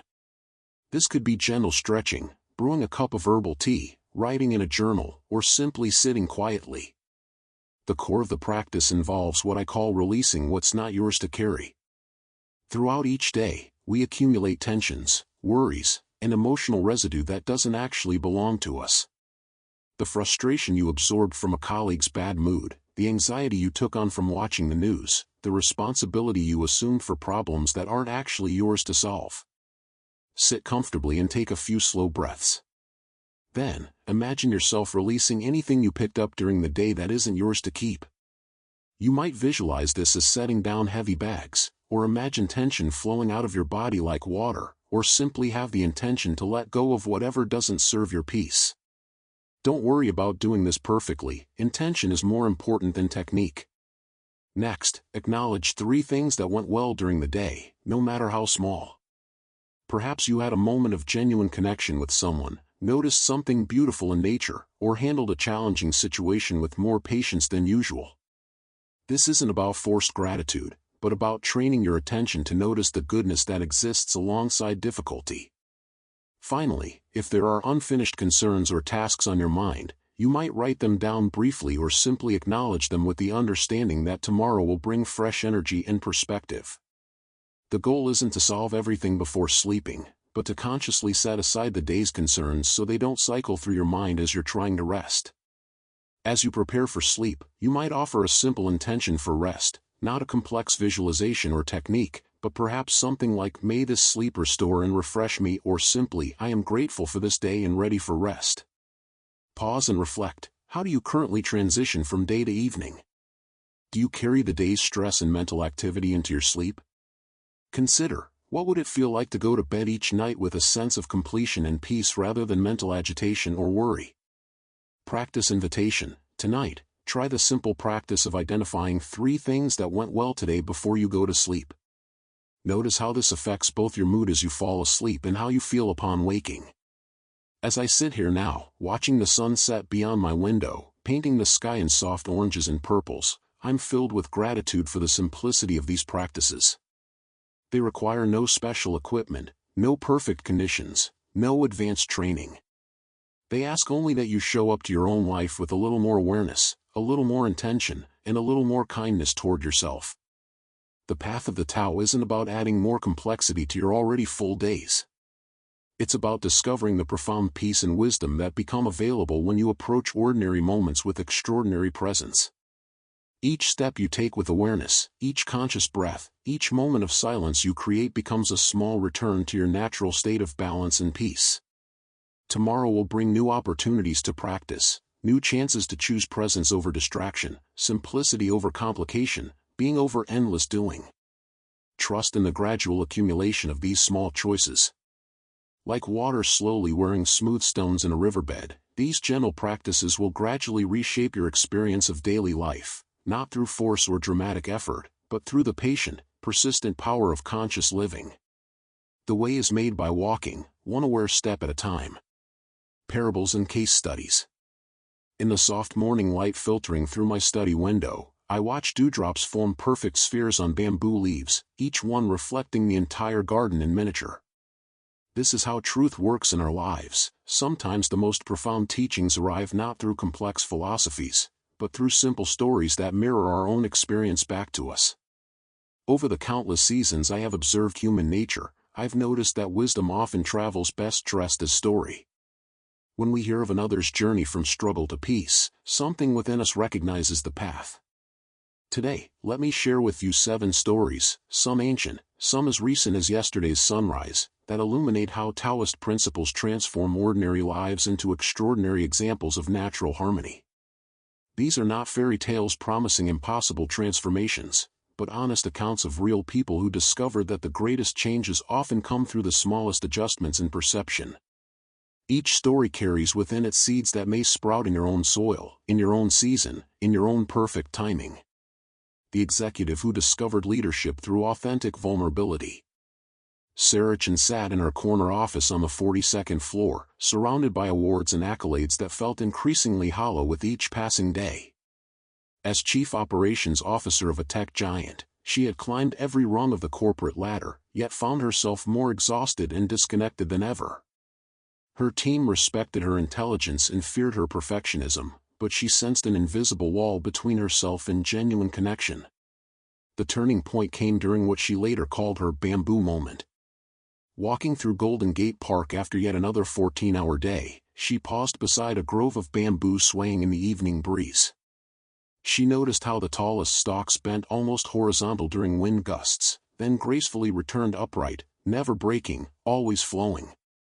I realized I had been trying to be an oak tree in my leadership, Sarah later reflected, rigid, imposing, unmovable. But what if strength looked more like bamboo? The next Monday, instead of opening her team meeting with the usual agenda items and performance metrics, Sarah did something unprecedented. She spoke honestly about feeling overwhelmed by the quarter's challenges and asked for her team's input, not just their compliance, but their genuine thoughts and creative solutions.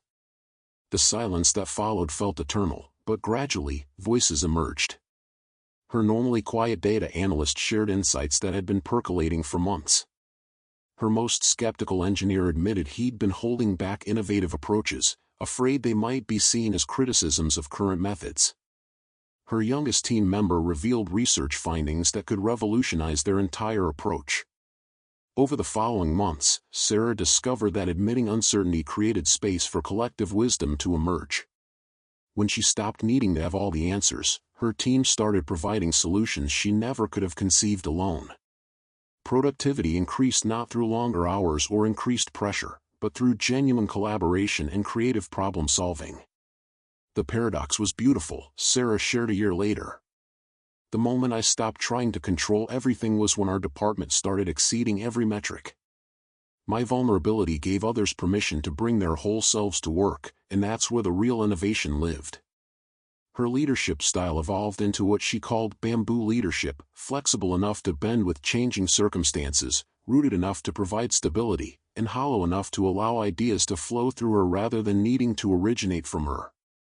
Her team's retention rate became the highest in the company, and their innovations led to 3 patent applications and a 40% increase in departmental efficiency. Take a moment now to reflect. Where in your life have you been trying to be an immovable oak when the situation calls for flexible bamboo? What might open up if you allowed yourself to admit uncertainty and invite others' wisdom into your challenges? The entrepreneur who tripled results working 20% less. Marcus Rodriguez had built his consulting business through sheer force of will and an unwavering belief that success required constant action. His days began before dawn and ended long after midnight, filled with client calls, proposal writing, networking events, and the endless pursuit of the next opportunity. Yet despite his relentless effort, his business had plateaued, and he found himself increasingly frustrated and depleted. The shift began when a longtime client made an observation that pierced through his busyness like morning light through fog. "Marcus, you're always rushing to the next thing. Sometimes I wonder if you're fully present for what's happening right now." That evening, instead of working on 3 pending proposals simultaneously, Marcus sat quietly on his apartment balcony and asked himself a question that would change everything. What would happen if I did less, but did it with complete presence? He decided to experiment with what he came to understand as Wu Wei in business, effortless action aligned with natural timing. Instead of chasing every potential client, he became deeply curious about which opportunities truly resonated with his gifts and values. Rather than saying yes to every networking event, he chose 3 meaningful professional relationships to nurture with genuine attention. The changes felt counterintuitive at first. Marcus reduced his work hours from 70 per week to 56, creating space for daily walks, regular meditation, and what he called empty time, periods of apparent non-productivity where he simply allowed his mind to rest and wander. Within this spaciousness, something unexpected emerged. His creativity flourished. Solutions to client challenges arose during morning walks rather than forcing themselves through late-night brainstorming sessions. He began noticing patterns and opportunities that had been invisible when he was caught in constant motion. Marcus started bringing this quality of presence into every client interaction. Instead of thinking about the next agenda item while someone was speaking, he listened with complete attention. This shift was immediately noticeable to his clients, who began sharing deeper challenges and trusting him with more significant projects. It was like moving from fishing with a net to fishing with precision, Marcus explained. I stopped trying to catch everything that swam by and started attracting exactly the fish I was meant to catch. Within 18 months, his revenue had tripled while his working hours decreased by 20%. More importantly, he felt energized by his work again. Clients began referring him not just for his expertise, but for his presence, the way conversations with him left them feeling heard and understood. His business model evolved from quantity to quality, from forcing opportunities to cultivating them, from managing his time to flowing with natural rhythms. He discovered that the marketplace responds to authenticity and presence in ways that hustle and grinding cannot replicate. Consider this: what would become possible in your work if you focused on presence rather than productivity? Where might you be forcing outcomes when natural timing would serve you better? How an overwhelmed mother found peace in daily family chaos. Jennifer Walsh stood in her kitchen at 7 a.m., watching her 3 children argue over cereal preferences while simultaneously packing lunch boxes, reviewing homework that should have been completed the night before, and mentally rehearsing her presentation for that afternoon's board meeting. The constant noise, physical, mental, and emotional, had become the soundtrack of her life. As a working mother of 3 children under 10, Jennifer felt like she was perpetually running through her days rather than living them. Every morning brought a fresh avalanche of demands, deadlines, and small crises that required immediate attention. She went to bed each night exhausted yet somehow feeling like she had accomplished nothing meaningful. The moment that changed everything happened on an ordinary Tuesday morning when her 4-year-old daughter Emma tugged on her sleeve while Jennifer was frantically searching for car keys that were, as usual, missing. "Mommy, look at this spider web," Emma whispered, pointing to an intricate creation spanning the corner of their back door, decorated with morning dew like tiny diamonds. Jennifer's first instinct was to say, "Not now, honey, we're running late," but something made her pause. Perhaps it was the wonder in Emma's voice, or maybe she simply reached a moment of exhaustion so complete that resistance became impossible. She knelt beside her daughter and truly looked at the spider web for the first time. In that moment of stillness, watching light dance through dewdrops, Jennifer experienced what she later described as a small awakening. "I realized I had been so focused on getting through each day that I was missing the actual experience of living it." This tiny pause became the seed of a profound shift in how Jennifer approached her daily chaos. Instead of viewing interruptions as obstacles to overcome, she began seeing them as invitations to presence. When her 6-year-old son wanted to show her a drawing while she was cooking dinner, instead of asking him to wait, she would pause, look fully at his creation, and offer genuine appreciation. Jennifer discovered that fighting against the natural rhythm of family life created more stress than the actual demands themselves. She began moving with the flow of her children's energy rather than against it, finding that mornings became smoother when she allowed extra time for small discoveries and spontaneous conversations. She developed what she called micro-meditations, tiny moments of conscious breathing while waiting at red lights, feeling her feet on the ground while standing in grocery store lines, or noticing the texture of her coffee mug during her brief morning quiet time. These weren't grand spiritual practices, but simple returns to presence within ordinary moments. The transformation wasn't immediate or dramatic, but gradually, Jennifer noticed she was responding to chaos with more patience and creativity. When her 8-year-old forgot his science project was due the next day, instead of panicking or lecturing, she took a breath and said, "Let's see what we can create together."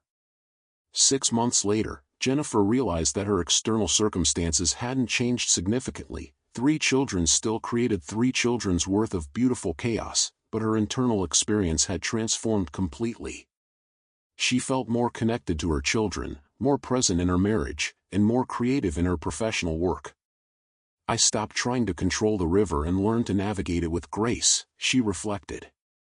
"The water didn't become calmer, but I became a better swimmer." Her family noticed the change too. Her husband mentioned that she seemed more relaxed, and her children began coming to her more readily with both problems and celebrations, sensing her increased emotional availability. Pause for a moment and consider, what would change if you stopped resisting the natural chaos of your daily life and started flowing with it? Where might you find unexpected peace within apparent disorder? The retiree who transformed loneliness into creative solitude. Robert Kim had spent 43 years as an aerospace engineer, finding deep satisfaction in solving complex problems and collaborating with brilliant minds. When retirement arrived, he anticipated freedom and relaxation, but instead found himself facing an unexpected adversary, profound loneliness that settled over his days like morning fog that refused to lift. His wife had passed 3 years earlier, his adult children lived across the country, and his former colleagues were either still working or dealing with their own retirement transitions. The house that had once buzzed with family life and professional conversations now echoed with silence that felt oppressive rather than peaceful. Robert's initial attempts to fill the emptiness followed conventional wisdom. He joined a senior center, tried volunteer work at the local library, and signed up for a photography class. While these activities provided temporary distraction, they felt like band-aids on a deeper wound. He was trying to replicate the external connections of his working life without addressing the internal relationship with solitude itself. The shift began during one of his aimless afternoon walks through the neighborhood botanical garden. Sitting on a bench beside a small pond, Watching koi fish move through the water with unhurried grace, Robert experienced a moment of recognition. These fish weren't frantically seeking stimulation or company, they simply moved through their environment with natural contentment. What if my solitude isn't a problem to be solved, Robert wondered, but a canvas waiting to be painted? He began approaching his alone time with curiosity rather than resistance. Instead of turning on the television the moment silence became noticeable, he would sit quietly and listen to the sounds of his neighborhood, children playing in distant yards, wind moving through trees, the subtle settling sounds of his house. Within this embraced quietude, Robert discovered capacities that had been dormant during his busy professional years. He began writing letters to his grandchildren, not emails, but actual handwritten letters sharing stories from his childhood and observations about the changing seasons. He started a small garden in his backyard, finding profound satisfaction in the daily ritual of tending to growing things. Most surprisingly, Robert rediscovered his love for woodworking, a hobby abandoned decades earlier in favor of career advancement. His garage became a workshop where he crafted simple, beautiful objects, cutting boards for his children, birdhouses for his garden, small sculptures that emerged from his hands with no predetermined purpose. The loneliness didn't disappear overnight, but it gradually transformed into what Robert came to appreciate as chosen solitude. He learned to distinguish between the hollow ache of isolation and the rich fullness of time spent in meaningful communion with himself and his creative impulses.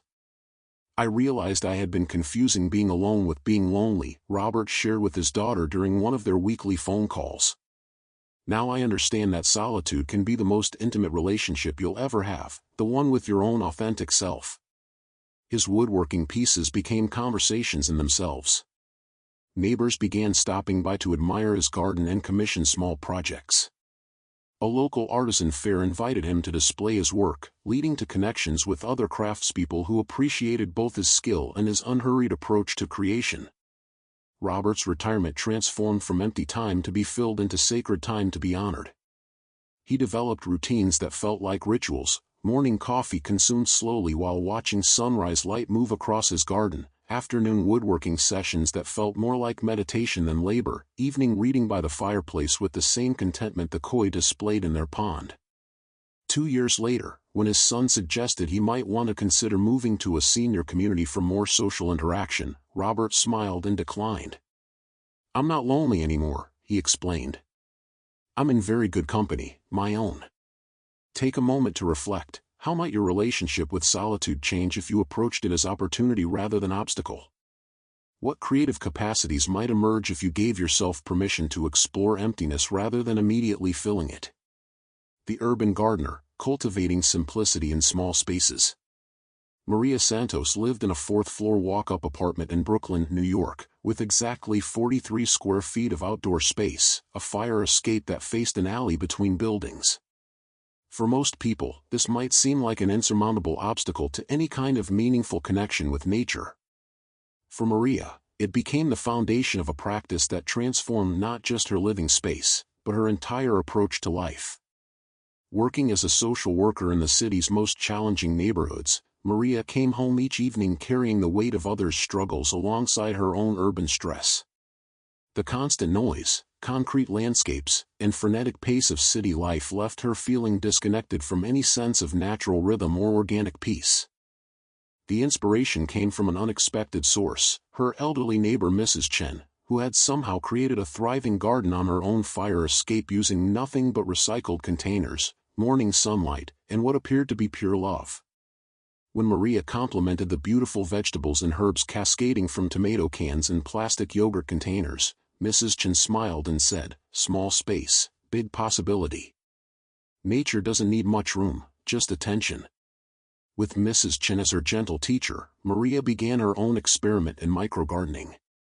She started with 3 small pots containing basil, mint, and cherry tomatoes. Each morning before work, she would spend 10 minutes on her fire escape, watering her plants and simply observing their progress. These brief moments became islands of calm in her otherwise turbulent schedule. As weeks passed, Maria discovered that tending her tiny garden was teaching her lessons that extended far beyond horticulture. Watching seeds transform into sprouts, then leaves, then fruit, she began understanding patience in a visceral way. Plants couldn't be rushed or forced, they grew according to their own internal timing, responding to consistent care rather than urgent demands. My tomatoes were better teachers than any meditation app, Maria reflected. They showed me that growth happens slowly, mostly invisibly, and requires faith in processes we can't control.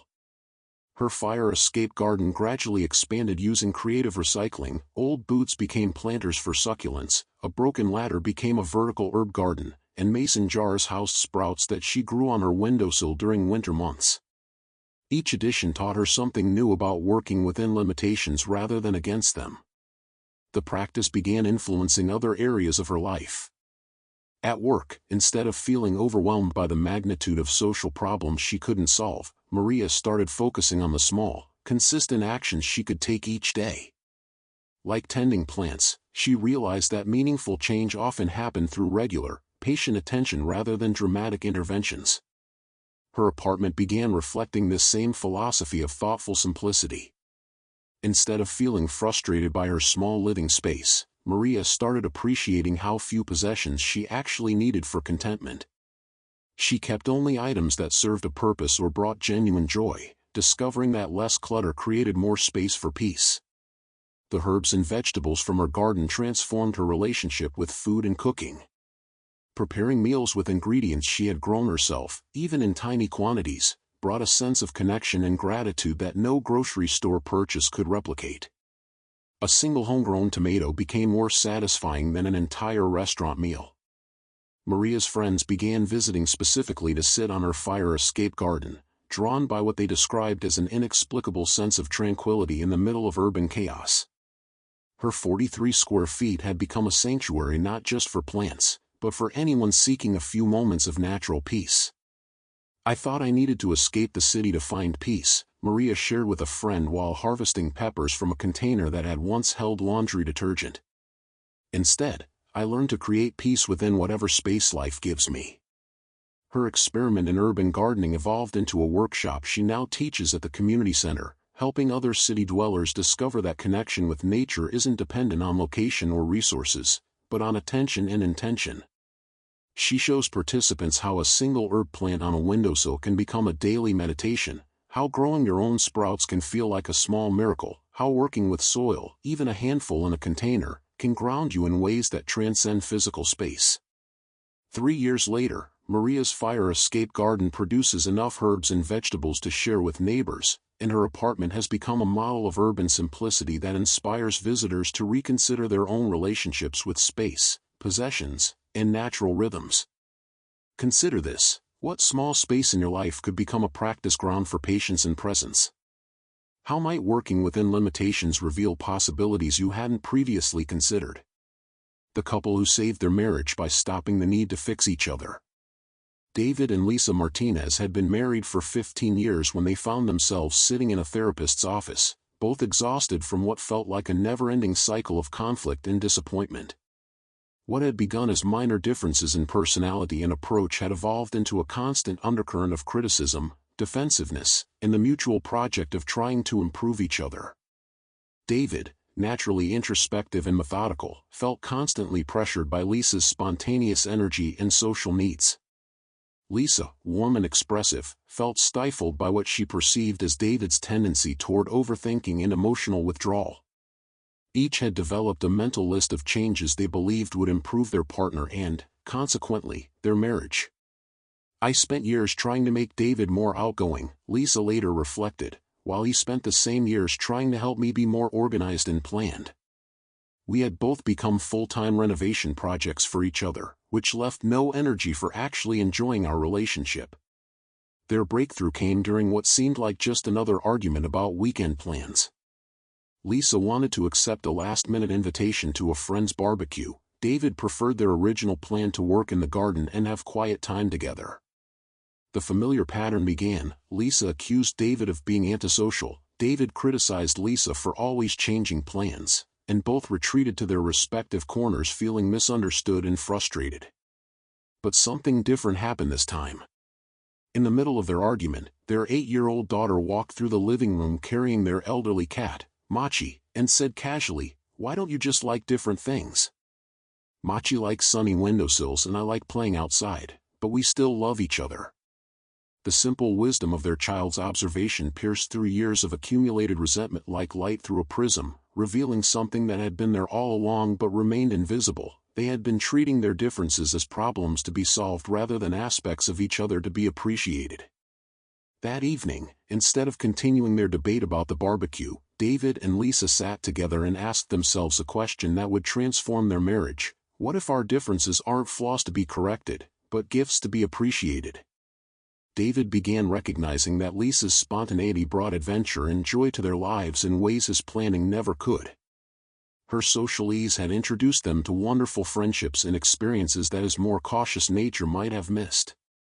Instead of seeing her flexibility as disorganization, he began appreciating it as an ability to flow with life's unexpected opportunities. Lisa started valuing David's thoughtfulness as a stabilizing presence that allowed her to explore freely, knowing she had a secure foundation to return to. His tendency to consider consequences before acting had saved them from several poor decisions over the years. Rather than viewing his introspection as withdrawal, she recognized it as the source of the wisdom and emotional depth that had attracted her to him initially. The shift required practice and patience. When David felt the urge to suggest that Lisa would benefit from more planning, he would pause and ask himself, how is her approach actually working well right now? When Lisa noticed herself wanting to push David toward more social engagement, she would wonder, what gift is his preference for quiet offering our family? This didn't mean they stopped communicating about their needs or never negotiated differences. Instead, they began approaching these conversations from curiosity rather than correction, from appreciation rather than frustration. They developed what they called parallel contentment, the ability to pursue different activities while maintaining connection and support for each other's choices. David started attending some social gatherings with genuine interest in watching Lisa flourish in her element, rather than going reluctantly as a favor to her. Lisa began protecting and appreciating their quiet time together, recognizing how these moments recharged both of them for their more active pursuits. Their daughter noticed the change immediately. Mommy and Daddy stopped trying to make each other different, she told her grandmother. Now they like that they're different. The transformation rippled into other areas of their relationship. In parenting, they began leveraging their different strengths rather than arguing about different approaches. David's patience complemented Lisa's enthusiasm. Lisa's creativity balanced David's structure. Their children benefited from experiencing both styles as valuable rather than conflicting. 2 years later, friends began asking David and Lisa what had changed in their marriage. They seemed more relaxed with each other, more affectionate, more genuinely enjoying each other's company. We stopped being improvement projects for each other and became appreciation practices instead, Lisa explained. The marriage we were trying to fix was actually fine, we just needed to stop fixing it. David added, we learned that love isn't about making someone else more like you. It's about creating space for each other to be authentically yourselves, and finding joy in the dance between different ways of being. Pause here and reflect, in what relationships might you be trying to improve the other person rather than appreciating their natural gifts? How might your differences actually be complementary strengths rather than problems to solve? Lessons from Bamboo: Flexibility as Survival Strategy in Turbulent Times. The final story I want to share with you isn't about a person, but about a plant that has taught humanity lessons in resilience for thousands of years. In the corner of my garden grows a grove of bamboo that has weathered countless storms, droughts, and seasons of change. Watching these remarkable plants through the cycles of time has shown me something profound about how we might navigate the inevitable turbulence of human existence. Unlike the mighty oak that fights against the wind with rigid strength, bamboo survives through a different kind of power, the strength that comes from flexibility, the resilience found in bending without breaking, the wisdom of yielding that ultimately prevails over force. During one particularly violent storm last spring, I watched from my window as 100-year-old oak trees crashed to the ground while my bamboo grove bent so far in the wind that the tops nearly touched the earth, then gracefully returned upright as the gusts passed. In that moment, I saw a perfect metaphor for navigating the storms that inevitably arise in human life. Consider how bamboo demonstrates the principles we've been exploring through these stories. When pressure comes, Bamboo doesn't resist, it flows with the force while maintaining its essential integrity. When drought arrives, it conserves energy by slowing growth rather than depleting itself fighting unfavorable conditions. When the season is right, it grows with remarkable speed, sometimes as much as 3 feet in a single day. This is Wu Wei in action, not passive submission, but intelligent responsiveness. Bamboo teaches us that sometimes the strongest response to pressure is not resistance but accommodation, not force but flow, not rigidity but adaptive flexibility.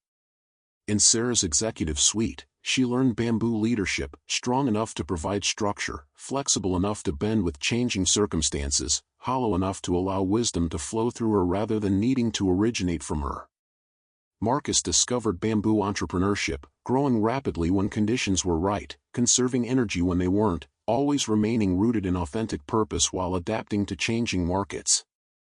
Jennifer found bamboo parenting, stable enough to provide security for her children, flexible enough to bend with the natural chaos of family life, resilient enough to spring back to center after each daily storm. Robert embraced bamboo solitude, strong enough to stand alone, flexible enough to grow in whatever direction brought light, patient enough to develop deep roots before rushing toward the sky. The bamboo in my garden grows in a grove, individual stalks connected by underground root systems that share resources and strength. This, too, offers wisdom for human communities. True independence isn't isolation, it's being so rooted in your own authentic nature that you can offer genuine support to others while receiving help when needed. Bamboo is also remarkable for its simplicity. It doesn't waste energy on complex structures or showy displays. Its beauty comes from clean lines, efficient design, and the capacity to serve multiple purposes, providing shelter, food, tools, and aesthetic pleasure through elegant functionality rather than ornate decoration. As I write these words, a gentle breeze moves through my bamboo grove, creating the softest rustling sound, nature's own wind chimes offering a symphony of simplicity. This sound has become the backdrop to many of my deepest contemplations, reminding me that strength and flexibility, individual integrity and community support, simplicity and profound usefulness can coexist in the same life, the same moment, the same breath. The lessons of bamboo are especially relevant in our current age of rapid change and uncertainty. Rather than exhausting ourselves trying to control circumstances beyond our influence, we might learn to bend with change while remaining rooted in our deepest values. Instead of breaking under pressure, we can practice flowing with difficulties while maintaining our essential integrity. This doesn't mean becoming passive or accepting harmful situations. Like bamboo, we can be remarkably strong when necessary. Bamboo is actually stronger than steel in tensile strength, but we achieve this strength through flexibility rather than rigidity, through intelligent response rather than unconscious reaction. As you reflect on these stories we've shared together, notice which aspects resonate most deeply with your current life circumstances. Are you being called towards Sarah's vulnerable leadership, Marcus's presence-centered productivity, Jennifer's flow with chaos, Robert's creative solitude, Maria's cultivation within limitations, David and Lisa's appreciation of differences, or bamboo's flexible strength? The beauty of Taoist wisdom is that it doesn't prescribe a single path for everyone, but rather invites each person to discover their own natural way of moving through the world with grace, authenticity, and adaptive resilience. Take time now to reflect. In what areas of your life are you trying to be an oak tree when bamboo flexibility might serve you better? Where might you be resisting natural changes that could actually help you grow? What would it look like to maintain your essential integrity while becoming more adaptable to life's inevitable winds? Practice this. For the next week, when you encounter pressure or unexpected challenges, pause and ask yourself, how would bamboo respond to this situation? Notice what shifts when you approach difficulties with curiosity about how to flow with them rather than immediately trying to fight against them. The stories we've explored today aren't just accounts of other people's transformations, they're mirrors reflecting possibilities that already exist within your own life. Like seeds waiting for the right season to sprout, the wisdom these individuals discovered is already present in your own experience, ready to unfold when met with patient attention and gentle cultivation. In the next section of our journey together, we'll explore how to practically integrate these insights into a sustained practice of daily transformation, creating your own 30-day pathway from complexity to simplicity, from force to flow, from struggle to natural harmony. A 30-day program with practice routines. My friend, we have journeyed together through the landscape of ancient wisdom, and now we arrive at perhaps the most precious gift I can offer you, a gentle, structured path that transforms understanding into living experience. Think of these 30 days not as a rigid discipline, but as a river that carries you naturally toward your truest self. I have watched countless souls begin this journey with fierce determination, expecting dramatic revelations, only to discover that the most profound transformations whisper rather than shout. The Tao works like morning dew, so quietly you barely notice its arrival, yet it nourishes everything it touches. Let me share with you how Sarah, a marketing director from Portland, approached these 30 days. She told me later, "I expected fireworks and got dewdrops instead, and somehow, the dewdrops changed everything." Her words capture perfectly what awaits you, not thunderous awakening, but the gradual, inevitable blooming of your natural wisdom. Week 1, Foundation: establishing a gentle rhythm of self-observation without judgment. The first week resembles the careful preparation of soil before planting. We are not yet concerned with dramatic growth, but with creating conditions where authentic change can root itself naturally.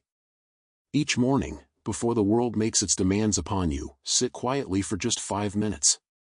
Not to achieve anything, not to become enlightened, but simply to notice what is already here. Feel the temperature of the air on your skin. Listen to the symphony of sounds, perhaps distant traffic, a neighbor's dog, the whisper of wind through leaves. Notice how your body sits, where tension gathers, how your breath moves without your management. This is not meditation in the sense you might expect. Think of it as befriending yourself, the way you might sit comfortably with an old companion, needing neither entertainment nor conversation. During these first 7 days, carry with you one simple question: what does my body need right now? Ask this not seeking dramatic answers, but cultivating the habit of inner listening. Maybe you need water, maybe a deeper breath, maybe to uncross your legs. Honor whatever arises, no matter how mundane it seems. I remember Chen, a programmer who struggled with this seeming simplicity. "My mind keeps making lists," he confided. "I sit down to observe, and immediately I'm planning my day." I smiled and told him what I tell you now: the mind that makes lists is also part of what you're observing. Welcome it like an old friend who talks too much, acknowledge it with kindness, then gently return your attention to the present moment.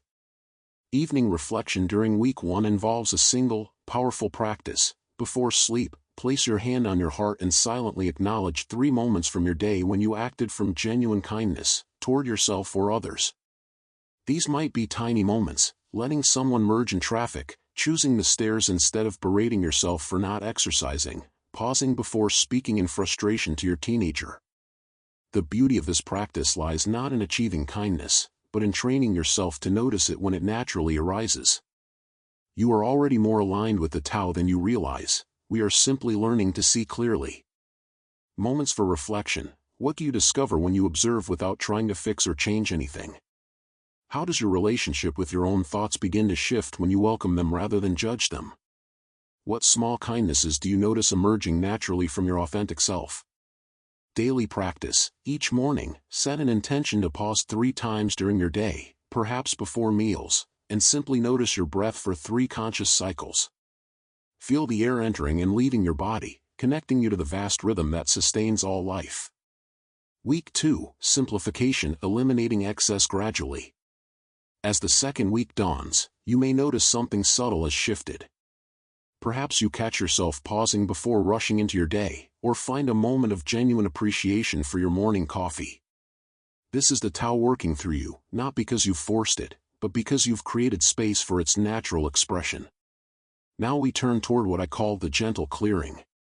Like a gardener who removes weeds not through violence but through patient, persistent attention, we begin noticing what in our lives no longer serves our deepest flourishing. Start with your physical environment. Choose one small area, a desk drawer, a shelf, your car's interior, and spend 10 minutes each day simply removing what feels heavy or unnecessary. Hold each object briefly and ask, does this item support the life I truly want to live? Trust your first, instinctive response. Maria, a teacher from Austin, discovered something beautiful during this process. I thought simplification meant getting rid of things, she shared, but what I really learned was the difference between what I own and what owns me. She found that some objects, a worn book, a photo of her grandmother, even a favorite coffee mug, felt energizing to hold, while others seemed to drain something from her spirit. Simultaneously, we extend this gentle clearing to your mental landscape. Notice throughout each day when your mind fills with what I call unnecessary complexity, worrying about conversations that may never happen, rehearsing arguments with people who aren't present, planning solutions for problems that don't yet exist. When you catch your mind in these patterns, simply breathe gently and ask, what is actually happening right now? Usually, you'll discover that in this present moment, you are safe, capable, and surrounded by manageable realities. The evening practice for week 2 involves what I call releasing the day. Before sleep, mentally review your day not to judge your performance, but to consciously release any tensions, disappointments, or unfinished emotional business. Imagine each concern as a leaf floating away on a gentle stream. You need not solve everything, you need only release your grip on problems that belong to tomorrow's wisdom. One participant, David, a financial advisor from Chicago, initially resisted this practice. But if I don't think through every problem, how will I solve them? He asked. I invited him to experiment. For 1 week, practice releasing your concerns each night, then notice whether your problem solving actually improves. He discovered that his most creative solutions emerged not from endless mental churning, but from the fresh perspective that follows genuine rest. Moments for reflection. What differences do you notice between possessions that energize you and those that drain your vitality? How does your mental clarity change when you practice releasing unnecessary complexity? What happens to your sleep quality when you consciously let go of the day's concerns before bed? Daily practice. Each evening, spend 5 minutes organizing one small area of your living space with complete attention, not rushing to finish, but bringing mindful care to each movement. Notice how this simple act of tending your environment affects your inner sense of peace. Week 3. Integration. Applying Tao principles in real challenging situations. By the 3rd week, something remarkable often occurs. The principles we've been practicing in quiet moments begin spontaneously expressing themselves in more complex situations. You might find yourself responding to workplace stress with unexpected calm, or discovering patience with family members that surprises even you. This week, we consciously practice bringing Tao wisdom into the specific challenges of your daily life. Rather than viewing difficult situations as obstacles, we learn to see them as perfect opportunities for applying what ancient wisdom calls Wu Wei, effortless action that flows from deep understanding rather than forced willpower. Begin each morning by setting what I call a Tao intention. This differs from typical goal setting because instead of deciding what you will make happen, you cultivate readiness to respond wisely to whatever does happen. You might say silently, "Today I am available to act from my deepest wisdom, especially when I feel challenged or pressured." Jennifer, a project manager from Denver, initially struggled with this approach. "My job requires me to control outcomes," she explained. "How can I lead a team without trying to make things happen?" Through patient practice, she discovered the profound difference between authentic leadership, which inspires natural cooperation, and forceful management, which creates resistance and exhaustion. When facing your specific challenges this week, whether difficult conversations, work deadlines, family conflicts, or financial concerns, pause before responding and ask, what would love do here? What would wisdom choose? These questions bypass your habitual reactive patterns and connect you to deeper intelligence. Practice what I call strategic non-resistance. This doesn't mean becoming passive or allowing others to treat you poorly. Instead, like water flowing around rocks, you learn to achieve your essential purposes without creating unnecessary friction. Sometimes this means having courageous conversations, sometimes it means choosing not to engage in unproductive arguments.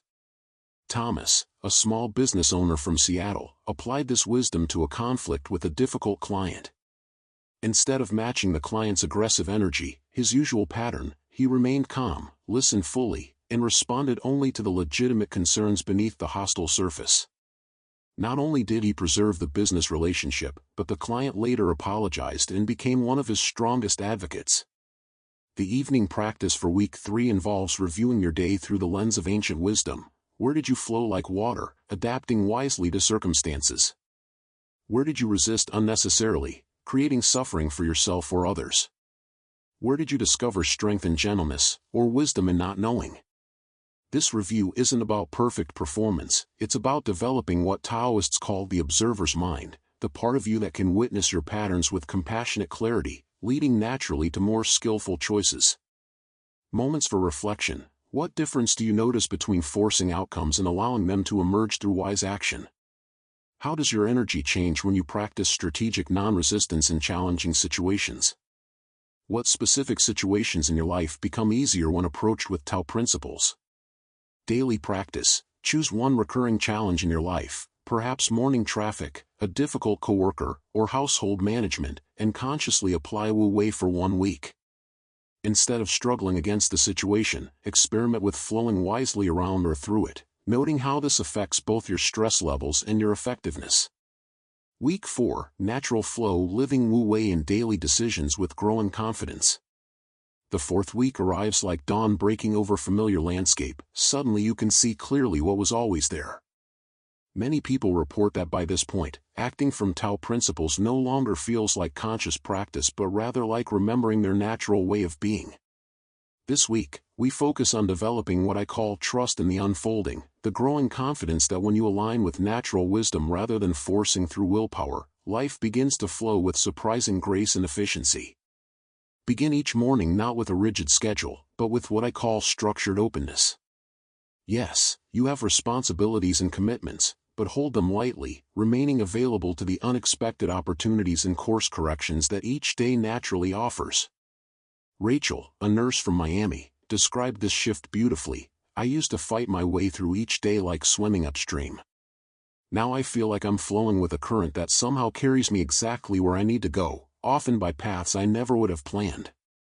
This week, practice making decisions, both small and significant, from your centered, quiet place rather than from anxiety, pressure, or external expectations.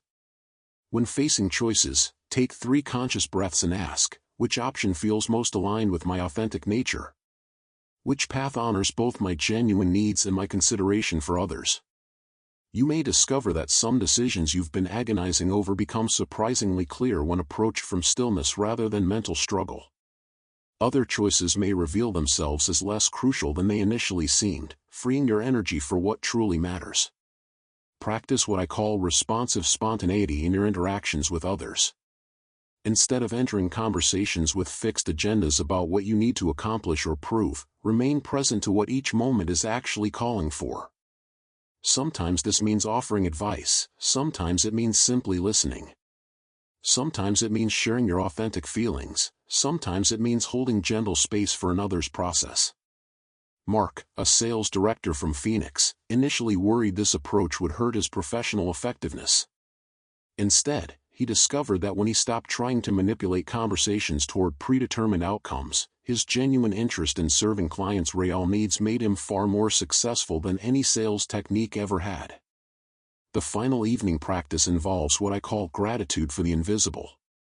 Each night, acknowledge not only the obvious blessings of your day, but also the countless unseen support systems that made your life possible, the farmers who grew your food, the engineers who designed your utilities, the ancestors whose wisdom flows through your DNA, the natural systems that provided your oxygen.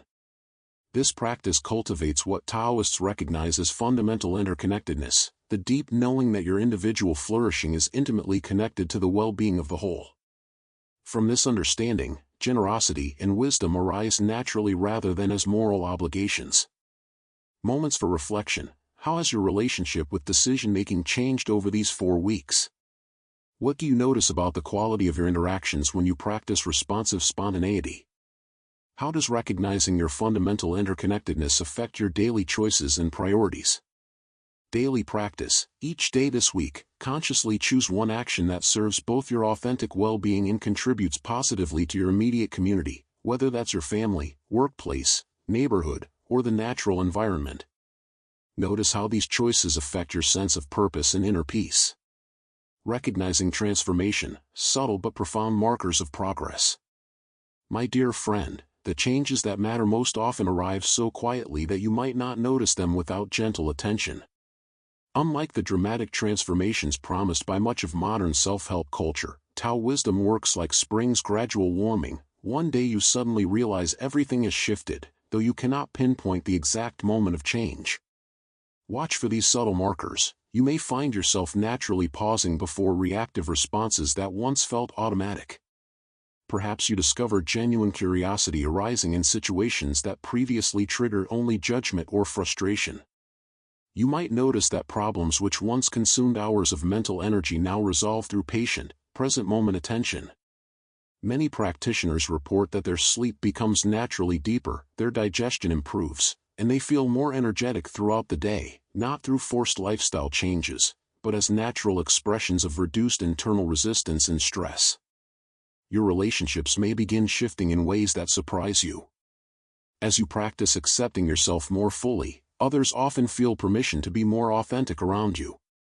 Conflicts may still arise, but they resolve more quickly and with less residual tension when approached from centeredness rather than reactivity.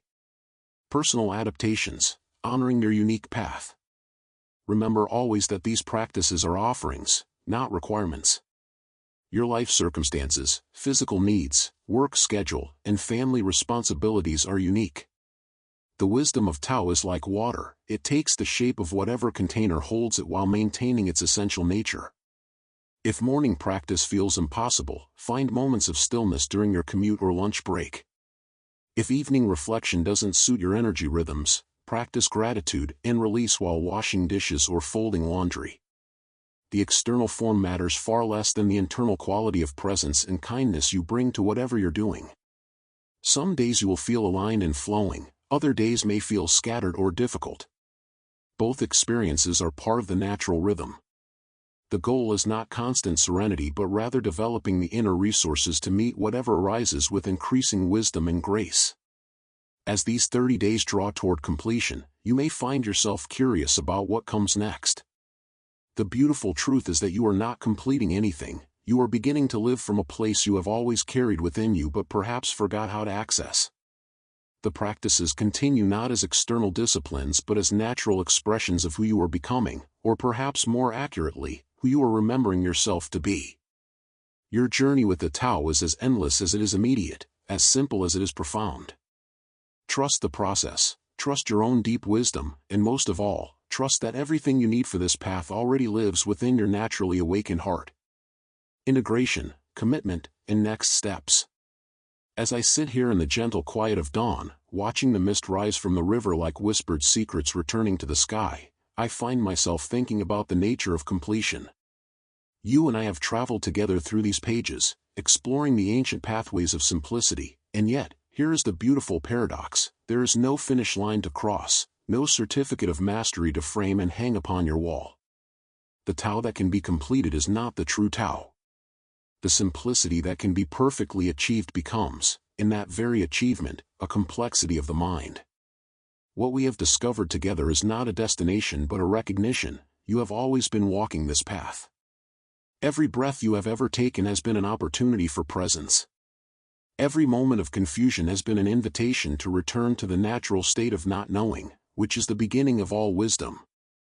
I remember a student who once approached me after months of dedicated practice, his face creased with the kind of worry that comes from trying too hard. "Master," he said, "I have followed every instruction, practiced every technique, yet I still feel so far from the way." I smiled and pointed to his shadow on the ground. "Tell me," I asked, "how hard are you working to cast that shadow?" His eyes widened with sudden understanding. The shadow simply was effortless, natural, inseparable from his being in the light.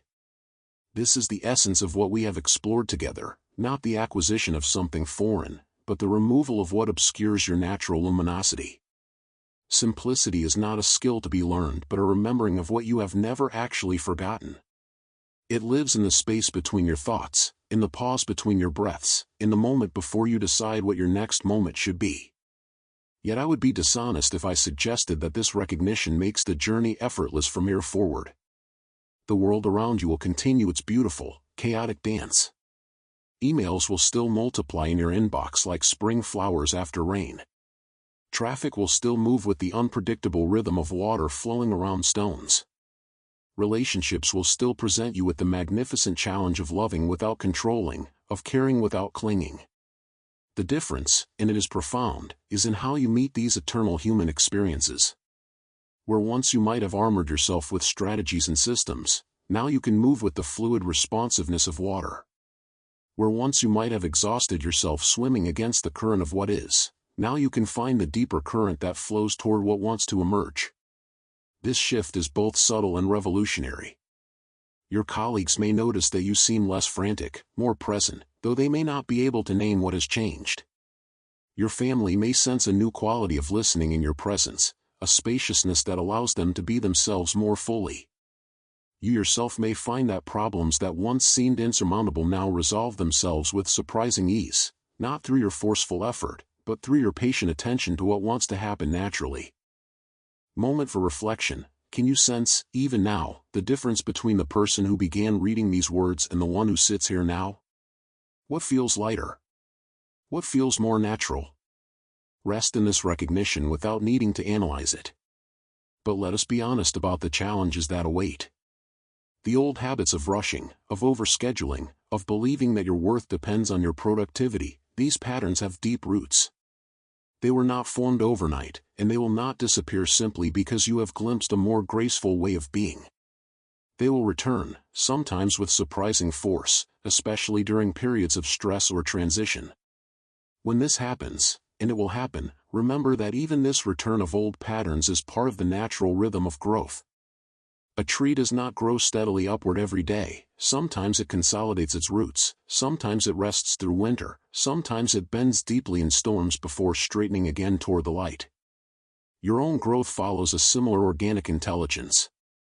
I have watched thousands of students walk this path over the centuries, and I have noticed that those who maintain their practice with the greatest ease are those who treat it not as a discipline to be mastered but as a friendship to be cultivated. They approach their morning meditation the way they might visit with a beloved companion, with anticipation and warmth rather than grim determination. They practice wu-wei in their daily decisions the way a musician practices scales, not to perfect them once and for all, but to keep their responsiveness fluid and natural. Moment for reflection. What would it feel like to approach your spiritual practice as a friendship rather than a task? How might this change your relationship with consistency and growth? Creating sustainable support for this way of life requires the same gentle intelligence that governs all natural systems. Just as a forest creates its own climate through the mutual support of countless organisms, you can create conditions that naturally support your commitment to simplicity. This begins with your physical environment. Not through expensive renovations or dramatic decluttering projects, but through small, mindful choices that align your surroundings with your values. Perhaps it means creating a corner where you can sit quietly for a few minutes each morning, furnished with nothing more than a cushion and whatever view of nature your space allows. Perhaps it means establishing rhythms of technology use that preserve islands of silence in your day. Even more important is the cultivation of inner community, those aspects of yourself that support rather than sabotage your commitment to presence. Notice which thoughts and voices in your mind are allies to your peace, and which ones masquerade as helpful while actually feeding anxiety and disconnection. You need not wage war against the unhelpful voices, simply recognize them as old friends who mean well but whose advice is no longer needed. The creation of external community requires similar discernment. You may find that some relationships naturally support your movement toward simplicity, while others seem to pull you back toward old patterns of stress and striving. This does not mean you must abandon anyone, but rather that you can learn to be fully present with people without absorbing their relationship to urgency and complexity.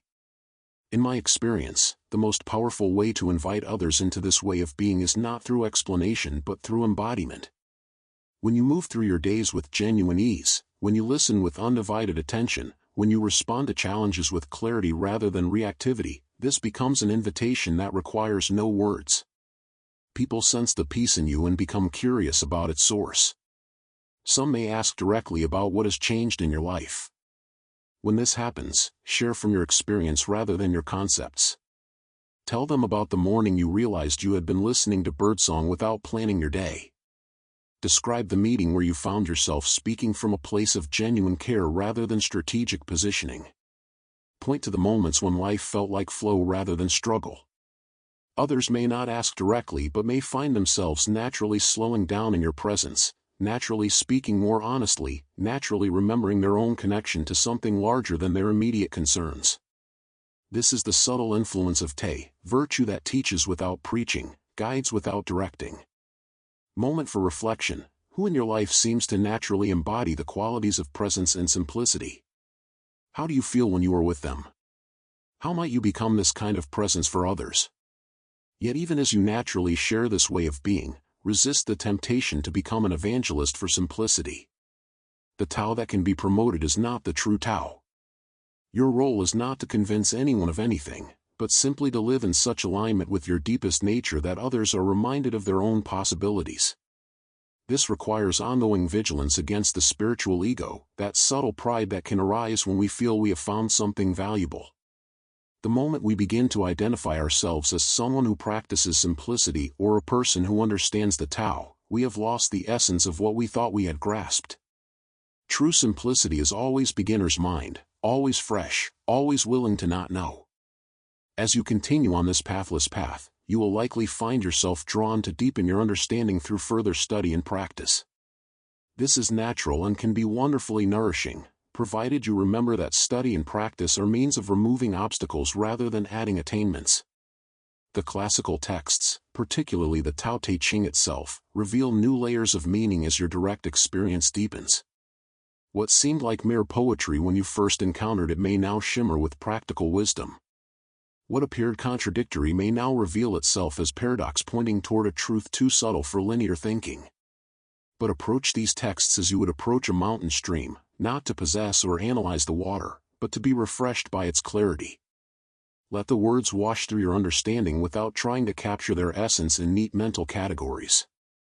The wisdom they contain is not information to be stored but recognition to be lived. Advanced practices, too, can support your deepening, longer periods of sitting meditation, retreats in nature, periods of noble silence. But remember that the most advanced practice is simply being fully present to whatever moment you are actually living. The mother changing her 100th diaper with complete attention is practicing as deeply as the monk in his mountain cave. Your commitment to this way of life need not be grandiose or dramatic. In fact, the most sustainable commitments are often the smallest ones, the daily choice to pause before reacting, the weekly commitment to spend time in nature, the monthly practice of reviewing what you truly need versus what you merely want. I suggest creating what I call micro-vows, promises so small that keeping them requires no willpower, yet meaningful enough that they serve as gentle reminders of your deeper intention. Perhaps you vow to take 3 conscious breaths before getting out of bed each morning. Perhaps you commit to eating 1 meal each day in complete silence, tasting each bite fully. Perhaps you promise to look at the sky for 30 seconds before entering any building. These tiny practices create a thread of intentionality that runs through your days, connecting you again and again to your commitment to presence. They are like prayer beads made of moments, each one an opportunity to return to what matters most. Exercise. Before you close this book, choose one micro-vow that genuinely appeals to you, something so small you cannot fail at it, yet meaningful enough to serve as a daily reminder of your commitment to simplicity. Write it down not as a burden but as a gift you are giving yourself. As we near the end of our formal time together, I want to speak to the question that may be arising in your heart: what happens now? How do I maintain this understanding when the intensity of daily life returns? The answer lies in understanding that there is no maintaining required, because what you have touched is not separate from daily life, it is the very ground from which all life emerges. You cannot lose your essential nature any more than a wave can lose the ocean. You can only temporarily forget to notice it. When forgetfulness comes, and it will come, meet it with the same gentleness you would show a child who has wandered away and found their way home again. There is no need for self-judgment or dramatic recommitment. Simply notice that you have been lost in thought, take a breath, and return to presence. The path is always here, waiting for your next step. Remember that simplicity is not a state to be achieved but a direction to be chosen, moment by moment. Each time you choose presence over preoccupation, each time you choose listening over planning your response, each time you choose trust over control, you are walking the ancient path that leads to the very place you already are. The journey continues not because you are incomplete but because life itself is an endless flowering of possibilities. Each day offers fresh opportunities to embody wisdom, to practice compassion, to choose simplicity. Each interaction becomes a chance to respond from your deepest nature rather than your surface anxieties. And in those moments when you forget everything we have explored together, when you find yourself caught again in the old patterns of rushing and striving, even then, the Tao flows through you uninterrupted.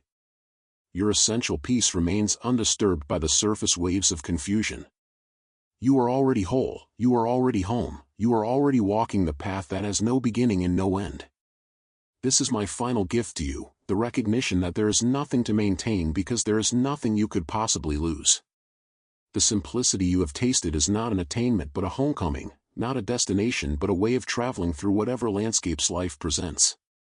Trust the process. Trust your own natural wisdom. Trust the way that opens before you, one simple step at a time. The pathless path awaits your next breath.